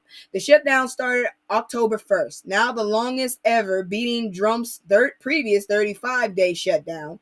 42 million Americans uncertain about SNAP. Federal workers don't know when they'll see pay. Harmon Marshall raised over $3,600 for gas cards, $50 each. Transportation costs are the most significant pain point. Officers can't afford gas to get to work they're not paid for. The irony. Friday, hundreds of flights canceled after FAA FAA reduced air traffic to help unpaid controllers. The system is breaking because they won't pay workers. Harmon Marshall said workers feel unseen, unheard, forgotten. Not by us. We see you. I'm so glad there's somebody. But let me explain one more time. We're almost through with this. One more time, y'all. I just want to explain to y'all. We need to not fold. Do not fold. These motherfuckers are trying to leave us with healthcare that will not sustain. It will cause more poverty. These assholes are trying to be those rich Dixie motherfuckers and all the rest of us. Hey, if you're white, guess what? Now, the fact that you don't make enough money, you're considered black like us. So how about you just go ahead and understand this ain't a race thing. It's a class thing. And we are losing right now. Because I can't take it too much more. Anyways, let's talk about something nice. This here, from Howard to the World, Anok Yai, named 2025 British Model Award Model of the Year. She is beautiful. And I can't help but feel like she got a bunch of ice on her. Black Excellence Alert. The British Fashion Awards named Anok Yai their 2025 Model of the Year weeks before the ceremony. That's how undeniable she is. She is gorgeous. The Sudanese American model is redefining beauty standards and championing artistry and representation globally. At 27, she calls this full circle moment from her 2017 discovery at Howard University homecoming when a photo went viral. This year alone, she opened shows for Ferragamo. I'm about to fuck up some names. Coperni, Hugo Boss, closed for Ralph Lauren, Fendi, Vetements, Messikia, walked for St. Laurent, Mugler. What the fuck is a Mugler? Tom Ford, heard of him. Calvin Klein, Bottega Veneta, Chanel, fronted Mugglers. Okay, somebody got to stop with the Mugglers. Alien Fragrance. Why would you do that? Modeled for Gap, appeared in Victoria's Secret's fashion show.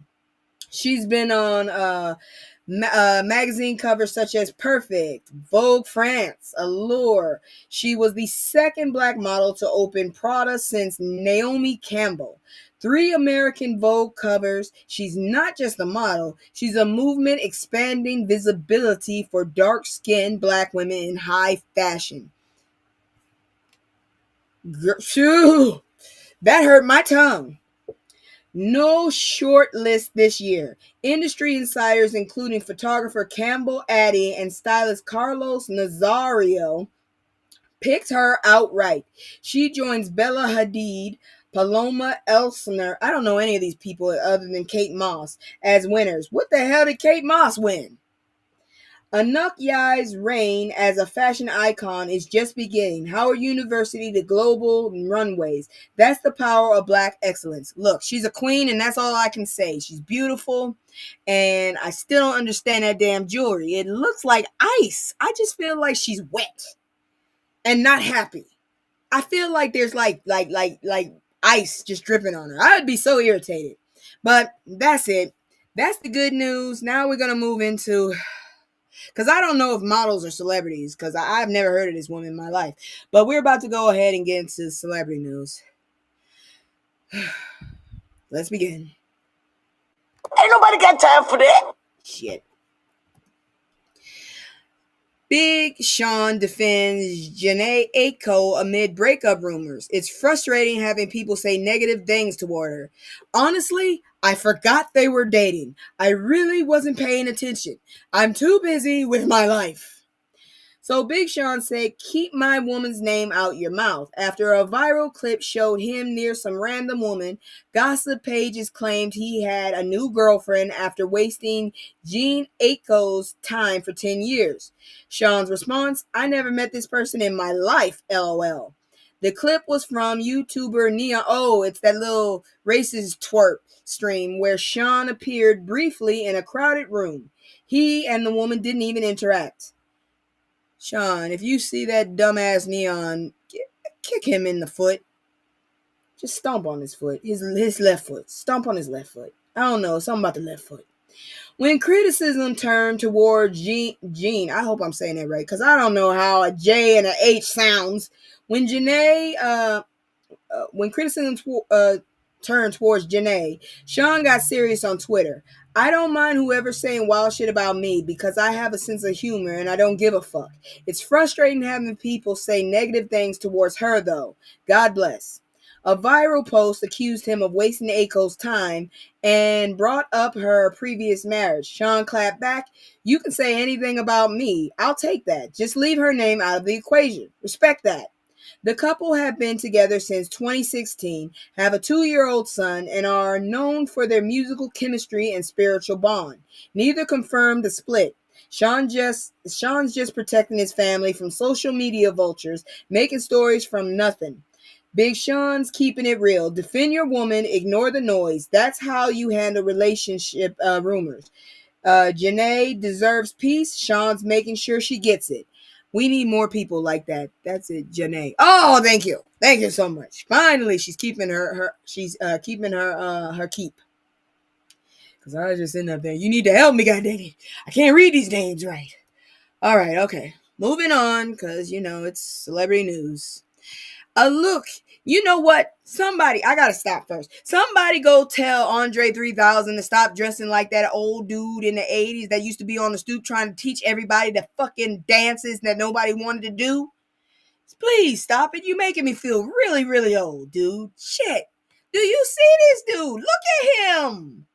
God, and then him and fucking big boy looking like a goddamn badger or what was it? A groundhog. Shit. Get that shit off. That's not cute. Anyways, 2025 Rock and Roll Hall of Fame class is stacked. Let's talk about our people making history. Outkast inducted by Donald Glover. I keep getting him mixed up with Danny Glover. Danny Glover's still alive, right? I hope so. Big Boy, Janelle Monáe, Jid, Doja Cat, Killer Mike, and Sleepy Brown performed Hey Ya, Miss Jackson, and Roses. Atlanta royalty recognized. Salt and Pepper inducted by Missy Elliott. They performed Push It, Let's Talk About Sex, and Shoop with In Vogue joining. First female group in the hall, about damn time. Looks like he drinks liquor from bags in the alley. Yes, he do. He look like he pop up from the alley when you on the stoop, just sitting there chilling, and then he want to start dancing with you. And for some reason, his knees start to wiggle, and they wiggle back and forth because he trying to show you how to do a weird ass dance while he holding that damn paper bag. Shit. Anyways, other inductees were Cyndi Lauper by Chappelle Roan, Soundgarden by Jim Carrey, really? Bad Company by Mick Fleetwood, I ain't heard of either of those. Chubby Checker, Joe Cocker, Tribute by Bryan Adams, White Stripes by Iggy Pop, yeah. Warren Zevon by David Letterman. Who the hell is Warren Zevon? Producers and musicians inducted. Tom has a T and an H in it. I'm thinking it's Tom. Tom Bell. Why's your name Tom Bell? Produced the Delphonics, Spinners, Stylistics. Carol Kay, bass on Beach Boys. It was a woman or a man? I don't know, because I had a teacher named Donna, and it was a whole fat white man.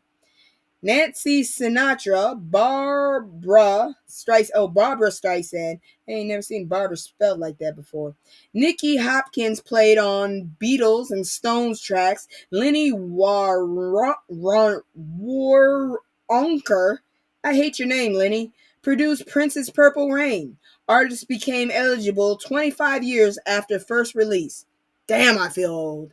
This ceremony had tributes and speeches, performances. Outkast, Salt and Pepper inductions are long overdue. Recognition of hip-hop impact on rock and roll. Very much. But this picture here has me fucked up, okay? This is pulling me back to the damn 80s, all right? I'm sitting up here waiting for an ice cup at this point. This dude, all he need is some tight-ass fucking blue jeans and some damn ratty... Oh, what the hell is this over here? I just noticed this. Is this fur? Does he have a tail? Who the hell is dressing this man? Somebody get their uncle. Shit. Damn it, Andre. Moving on. Damson Idris. Okay, you can kiss my ass. Yes, his last name is Idris, and I really want to know, is he related to Idris? I really want to know. So, anyways, Damson Idris's nephew among victims of a knife attack in London. I hope he's okay. That's a handsome young man. I wouldn't date him because he's too damn young, but he's a handsome young man. Prayers up for Damson Idris's family. His 17-year-old nephew, Isaiah Idris, was in a knife attack on London's Docklands Light Railway on November 4th. The young man suffered facial injuries, staggering off the train, and called 999 himself. Oh man, it's just similar names? Damn. You know how Americans are. If you got a name that's sounds similar, we think y'all related. Anyways, hours later, the on the liner train, the LNER, there's no I don't know, Doncaster to London, 10 people were injured, 1 critical, 3 still hospitalized. At least there were no deaths. Anthony Williams, 32, was arrested and charged with 10 counts of attempted unaliving for the liner attack, plus 1 count for Isaiah's also facing charges for actual bodily harm and possession of a blade. Might get additional charges for attacking a 14-year-old that same weekend. What the fuck is that person's problem? Damn, he need a coke and a smile. Shit. British Transport Police increasing officer visibility across railroads. Deputy Chief said they're working with multiple agencies on this priority investigation. You know what? I'd rather a mass than a mass pew pew. Can we? Real talk. I'm from the military, but I ain't got no problem with the country not having no guns. I really ain't got no problem with that. Personally, I guess I'm not MAGA. Damson hasn't commented publicly. His uncle Habib, no, I'm serious, that's that man's name, Habib, confirmed Isaiah was said the family's handling it privately. This is every family's nightmare. London's knife crime is out of control. Praying for Isaiah's recovery and justice for all victims. Real talk. I feel like you should just wear thicker clothes and a helmet. I'm sorry. All right, girl. Take care of yourself. I just really feel like maybe that's what we should do, is like wear thicker clothes. But I understand, and my prayers are to him. But I'd rather have stabbings than what we're dealing with out here. Moving on. Eddie Murphy pays for funeral. There we go. Eddie Murphy pays for funerals but won't attend. It's just too much for me. I kind of understand. I'd rather sorry. This is the next story. Believe me, I'm going to go off on that one. But this one here. Let me make it bigger. Pop, pop, pop, pop, pop. He's in the news and he's not doing something nasty. So I'm going to give him his flowers while I can. So Eddie Murphy, keeping it 100 about death and funerals in his upcoming Netflix documentary. At 64, he's only been to 2 funerals in his life. His biological father, Charles, unalived when Eddie was 8, and his stepfather, Vernon Lynch. I've paid for a lot of funerals, but I don't go to funerals, Eddie said. He finds them morbid and too much. He said they shouldn't even have funerals. For his own death, when I kick out, I'm not having no funeral and being laid up there and people coming and looking at me, lowering me in the ground. He wants immediate cremation. No memorial, no service about his ashes. I don't give a fuck what they want to do with them. That is kind of scary. But Eddie's paid for funerals of Red Fox, his Harlem Nights co-star, and Rick James, who he collaborated on Party All the Time. That was a horrible song, sir. You should have never made that damn song. This is the only song I ever heard from you, and I never want to hear it again. Bought tombstones for William Buckwheat, Thomas Jr., and Tim Moore, and from Amos and Andy. What the fuck? Amos and Andy? The documentary Being Eddie drops November 12th on Netflix. Features interviews with Chappelle, Pete Davidson, Jamie Foxx, Tracy Morgan, Chris Rock, Tracy Ellis Ross, and Jerry Seinfeld. Eddie's stance is valid. Funerals aren't for everyone. Some people celebrate life differently. At least he takes care of people even if he won't attend the service. I can't fault him for that. At least he does that. I can't be mad at him. And moving on, this stupid ass story. This is what I've been waiting for because I've been seeing it. I just didn't want to say anything until I knew, but I already had my own opinions. First of all, did y'all know Keke Palmer has a goddamn channel? I didn't know. I'm not very interested because I've seen some of the shows and I've seen that one show, that fucking fried fish show, and I'm still pissed off about it. But let's talk about how Keke Palmer's backlash taught us a different world was almost centered around a white woman. And I promise you, it probably would have been a good 2-3 year comedy, but we wouldn't have been the audience. I'm telling you right now, the only time that show would have probably been up was when someone actually went ahead and previewed Old Girl from the Cosbys. Anytime she would have popped up there, then everybody would have been watching. But otherwise, no, that show would not have lasted. So, y'all sitting down. A Different World. Our beloved HBCU show was originally supposed to have a white protagonist attending Hillman College. I'm dead serious. I can't believe it. Meg Ryan was originally cast as the white student who wanted to study in Lena Horne's acting class. Then Top Gun blew up. Her agents pulled her for film roles. Then Marissa Tomei stepped in. The show shifted focus to Lisa Bonet's Denise Huxtable. But get this. Debbie Allen planned an interracial dating storyline between Tomei's character and Dwayne Wayne. Please don't. I saw Getting Close. I remember those, but I was not happy about that. She wanted a Thanksgiving episode with Maggie visiting Dwayne's black family, exploring discomfort and interracial relationships.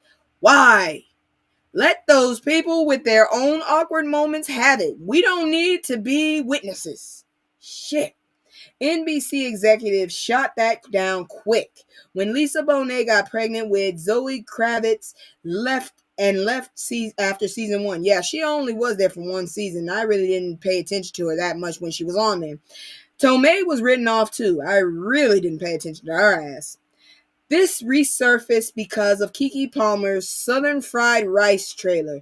As an Asian American at a HBCU, which people call tone deaf, someone connected it to A Different World's original concept of centering whiteness in black spaces. Social media went off. People thinking the show became what it did, praising Debbie Allen for saving it. One person called it a cultural revolution. Imagine if they'd kept the original concept. We wouldn't have gotten the authentic HBCU experience. Whitley and Dwayne's discussion about apartheid, grape, and colorism. Sometimes the best thing that can happen to a show is completely abandoning its original vision. Because I'm gonna tell you right now, that stupid ass show she's getting ready to show, Southern Fried Rice, yeah, that is actually made by a black woman, not Keke, but another black woman. And I still don't understand that shit. Why do you have to do that? It's not even authentic. You're not Asian. Why would you do that? You can't tell the story of someone that you don't know unless you lived your life as an Asian woman, which is impossible because you're a black woman. You can't do that. Oh, sometimes people just need to mind their fucking business. That's why I told y'all, world peace if you mind your fucking business. I'm just saying. Give minding business a chance, huh? Just give minding your own business and staying in your own lane a chance. I bet your world peace will come. I bet you will be more quiet and calmer. I bet you. So let's move on. We're going to go to health. But before we do that, I'm going to go ahead and do my promoting as I always do. If you have something that you want to promote, I'm not a big channel, but I will definitely promote for you if you want it. As always, like I said, when I hit another 100, I will cam up and you will see there's a real black girl behind the screen talking this crazy ass shit. And my face is more expressive. It's a hot mess. I cannot hide how I feel. That's why I'm on medication right now.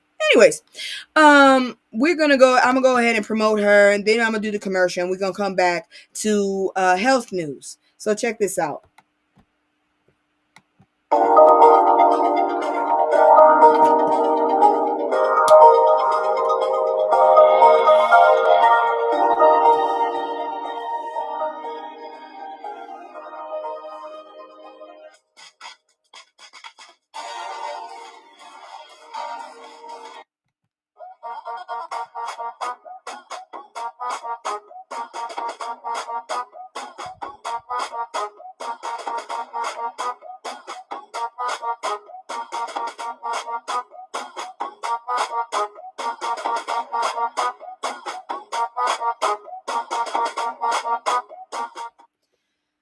Okay, that is CBD Honey Lips. If you're interested in your lips popping, you can go find her on Threads, Instagram, and Twitter. CBD Honey Lips. It's black owned. Please go support if you're interested in lip gloss. I'm gonna go ahead and do my commercial now, and then I'll be back with health. It's just me and the fam. It's just me and the fam. It's just me and the fam. It's just me and the. It's just me and the fam. Yeah, yeah. It's just me and the fam. See my little Tay, that's my hype girl, that's my mascot. No one's go for hours and some hours till we pass out. Stay inside the house, turned up with them racks out. Stay inside the house, turned. All right, so why clinical trials matter for Black patients living with lupus nephritis. It's very hard saying that word. Real talk. Lupus nephritis causes kidney inflammation and can lead to permanent damage, dialysis, or transplant. Black patients get lupus more often, younger, and more severe than other groups. When lupus attacks our kidneys, we're at a greater risk for worse outcomes. The IRIS clinical trial is testing new treatment for lupus nephritis. If you're 18 or older, diagnosed with lupus nephritis and taking medication for it, you might be eligible. Here's why this matters. Black patients are underrepresented in research despite being disproportionately affected. This creates a health gap where treatments aren't designed with us in mind. By participating, you get potential access to new treatment, regular checkups, and help managing your condition. The medical team prioritizes your safety, explains everything, and guides you through. Participation is voluntary. You can leave anytime.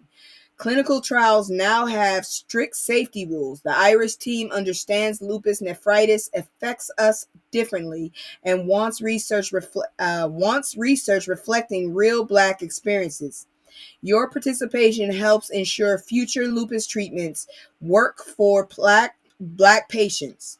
Every participant's voice, experience, and journey shapes better care for our community. If you or someone you know has lupus nephritis, check eligibility for IRIS.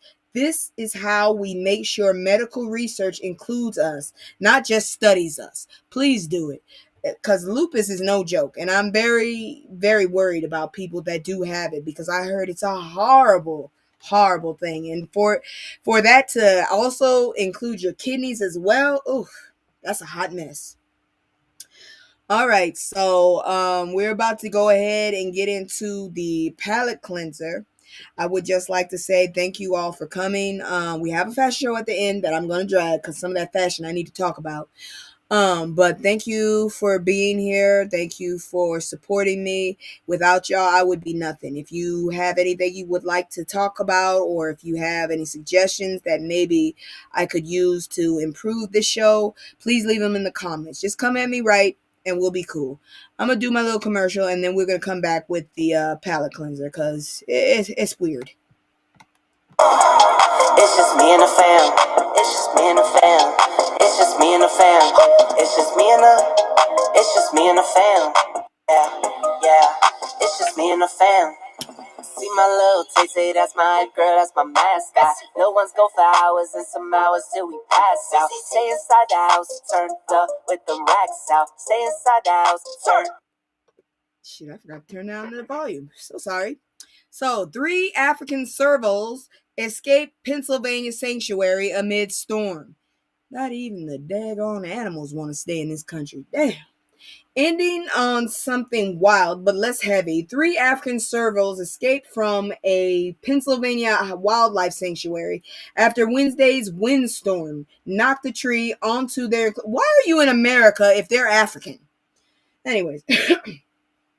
Servals are medium-sized wildcats from Africa. Think bigger than a house cat, smaller than a cheetah. They've got long legs, big ears, and spotted coats. These 3 are basically senior citizens in cat years, probably just confused and wanting their regular meals. Take them back to Africa. Shit. The one thing you should deport, your asses ain't deporting. The center asks anyone who spots them, don't approach. These aren't pets, but they are not dangerous either. Just some elderly cats on an unexpected adventure. After all the heavy news today, at least we can end with some cats who said fuck this enclosure and went on a freedom run. Sometimes you gotta respect the hustle, even from senior citizen servals. So grandma and grandpa's, I guess, they decided they wanted to go out and have a walk. I still think they probably would be better if they went back to Africa. They are African servals. Why are they in Pennsylvania? I'm very sure that the weather is not the same as Africa.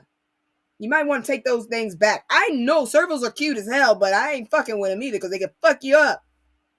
Oh, freaking feral cat can fuck you up. So just imagine a bigger feral cat. Hell no. I know about street cats. I ain't fucking with them motherfuckers. Fuck that shit.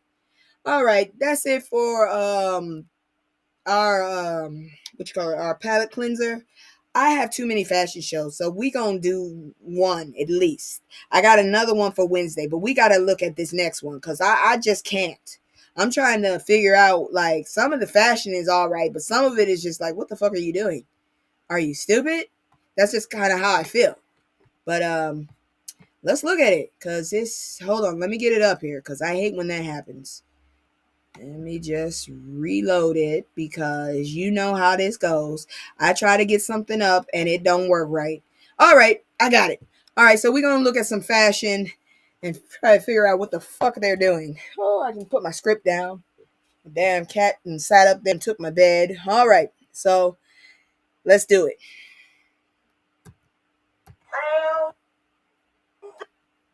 All right, so this is the red carpet rundown. The top looks from Ebony Power 100 Gala. So these are the top looks. I don't know what to tell you. So let's get ready. All right. I already don't like half the shit I just saw right there. None of that looks good. Let me move on down. I got to switch. All right, so this is Marseille Martin. All right, I like her hair. What the fuck is this? Is that what is that? I can't see your feet. You are tiny as hell. What is this? Is this like for Aries? I thought it was a tampon at one point. I ain't even gonna lie. I just don't understand that. What is this? Why was that needed? This dress was perfect until this happened. I don't know what they told her, but you might want to go to a church after. You just go to church. All right, these two, are they married? I can't tell. But he don't know what a good looking, he's not even stepping on the right spot. God dang you. Her dress, no. It's no all around. They just look almost like high class refugees. Shit. He got a damn t-shirt under a suit. That's not always cute. And you ain't wearing it right to make it look right. Why does he have a high top? Are we bringing high tops back? And her, put something on that muscular ass neck of yours. You are a beautiful woman, but you need some accoutrement if you're going to try with that hairstyle, because her hairstyle is plain as hell. And is that polka dot? It looked like polka dot. I'm sorry. If that's the best of the best, we should have just, at least he's wearing dress shoes. And the pants ain't too tight, but I don't know. The pose, none of it's giving to me. Shit. I don't like it.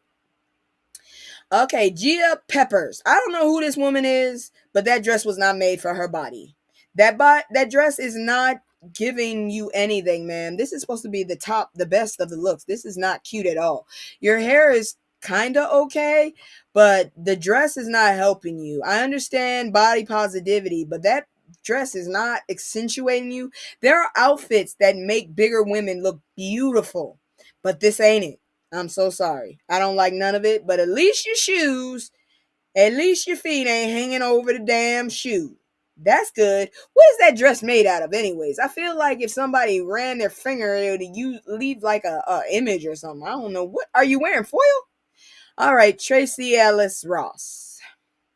Girl, this was a red carpet moment. That's what I was told. So, what is this? This is the red carpet rundown top looks for Ebony Power. No, not this dress. This dress says I'm going to the church. I just forgot my hat. This is not really stunning. I mean, maybe without the sleeves. And maybe a different pair of shoes, and I would probably fluff your hair out. This is right now not the time to accentuate them big old ears of yours, ma'am. No, this was not the look for you. I'm sorry. I feel very bad for you. I mean, those are nice shoes, but not for that dress. All right, this is Shannon Thornton. Shannon looks like she'll whoop your ass. That dress looks like she won't be able to get a hold of you. I feel like if she tried to walk, she would only be able to do 2 steps, very small. She could shuffle towards you, but them arms, she is very well. She has a lovely body. Her body is bodying. It's doing its job. It would look better, I think, if she had maybe a clutch with her. I don't know. I'm not really a fan, but at least she's on the X correctly. I'm not a real big fan of the pointy shoes. I don't really like those, but the dress is so-so. I was already indoctrinated against velvet. What is that, velvet? I was told it makes your person look cheap, and that looks like velvet, so I don't know what else to say. Omarion, please stop going to events, because your ass don't know how to dress, and you're really trying to be a vato. What the hell is that? You got an 8? Oh, Lord, he got some katakana on him. He got some kind of glyph on him, and the problem is, does he know what it means? Because I'm pretty sure somebody's going to go find out what it means. And I'm pretty sure it has nothing to do with him. Why do people do this? I have tattoos for every reason, and I've thought deeply about them. What the hell is this man's problems? And what's up with these boots? What are those boots? What are those shoes? Those shoes they used to wear. God dang it, you. Marshalls or Steve Madden's. That's what it is. Got me thinking. Got some goddamn Steve Madden girl shoes on. Go somewhere and put on some normal shades. That shit ain't cute no more. Damn. All right, Mario. Fuck, I forgot about Mario. He's still alive. Stop it, Mario. No one really cares about your damn big ass muscles. Oh wow, they're so big. Go put on a goddamn outfit. This is a red carpet event. Go put on a damn tuxedo. And your shoes are pointy too. I really hate pointy shoes. Is that silver at the tip? Man, you went in the back of your closet to get them shoes, didn't you? And you cut them sleeves. Mario, go somewhere. Go somewhere. I don't know how they picked you. Now, Jackie, I think this is the makeup lady. I don't understand the hair, but she does, so that's all that matters.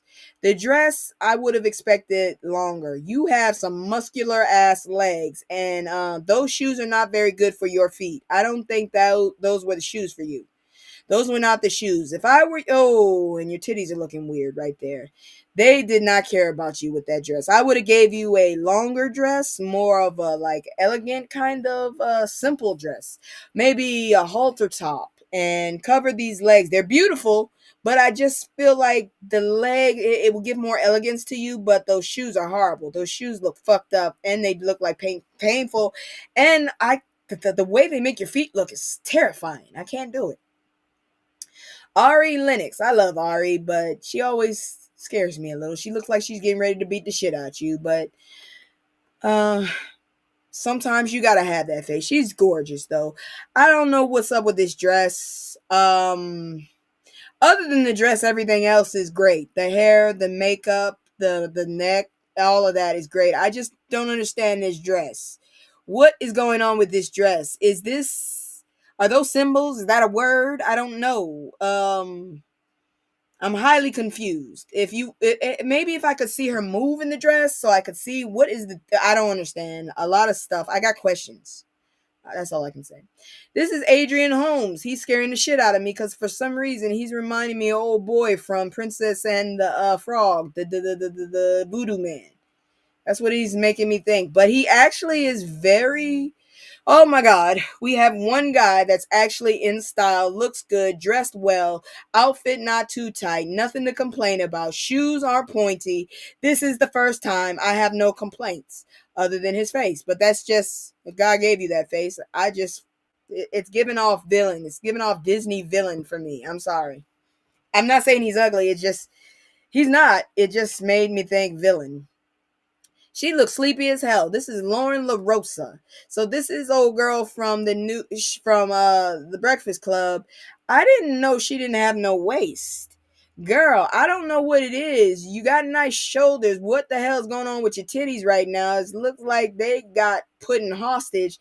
But this dress is not accentuating any of your shape. They really did not care about you. I'm sorry, but it's not accentuating. Why you look so sleepy? Did you go to sleep last night? Damn, you look sleepy. Or is that what they call bedroom eyes? I don't know. She looks sleepy to me. That's all I can say. And now we got Robin Thede. Oh, this is Robin Thede. Robin? No. What's going on with them shoes? Are your toes off them shoes? I don't understand them shoes. I love the color. I love the way it's accentuating, but it's something about the shoulders and the arms I don't like. It seems a little too masculine to me. It's giving off for me, because she's a gorgeous woman. Her hair is nice. I would give her something softer. Something about these shoulders and the way they're sloping. It makes her, and this right here kind of makes her look more masculine. I would probably lessen this, give more of like a ethereal look. You know what I'm saying? It just seems very aggressive. I don't know how that's possible, but yeah, that's what I'm getting. And then it's also pressing right here. I don't understand this. But otherwise, it is accentuating her body and all that. I don't know if she's wearing underwear, but I'm not gonna ask either. I just know I can see her knee. Well, that's all I can say about Robin. Now, Sally Richardson Whitfield. So she got married again. This woman is from my age. I think she did a little too much. Okay, for her, she's a beautiful woman. I would have let her hair down. That dress is kind of it's weird. It's like it's very flashy, but the design is very plain. I would have cut off the shoulders so we can see her arms. Leave it long, maybe have a train, and then some. Even if you're gonna do closed toe shoes, maybe some silver shoes or some white shoes. This is just so plain. But she's a gorgeous woman. She's aging very well. You are just too skinny, and I hate animal print, so I'm just not gonna sit here and deal with it. I didn't like your character and girlfriends, and I honestly have finding it very hard to like you after that. You've been typecast, and that is ugly. I hate animal print. I'm sorry. Fuck that. Why did you wear that? That's what I think looks cheap. But that's my opinion. Okay, now, and this is the special honoree here. Who is this? Because she looks familiar. I knew it was Iman. This is Iman. She's not on the X. For some reason, maybe it was cold. She decided to wear that big-ass coat. I'm not a fan of fur, so I don't know what to tell you. I really don't recognize her, but her neck is just necking. It's very long. But her age is showing in her neck. However, everything else is looking perfect. She's looking good for her age. As a widower, I hope she's doing all right. She looks beautiful. I just would have let that coat off. And that is it for, the fashion show. I didn't drag it as bad as I was thinking I would, but there's another list. There's a whole nother group of people that went to that red carpet, and they acted a hot mess. I'll get to you with that on Wednesday. So I'll see y'all later. Depending on how the damn climate of the country is, I might have this hat on, or I might have my scythe, or I might actually be able to relax, but I doubt that. So with that in mind, thank y'all so much for coming. I love y'all so much. I had to cut up some stuff and shorten things because the last 2 weeks I wasn't happy. I hope this week was good. Script was still a little, it's always a progress. This is a struggle. But anyways, thank y'all. And I hope you come back again. I love y'all, and without y'all, I would be nothing. Good night. Oops. Where's my outro? There it is.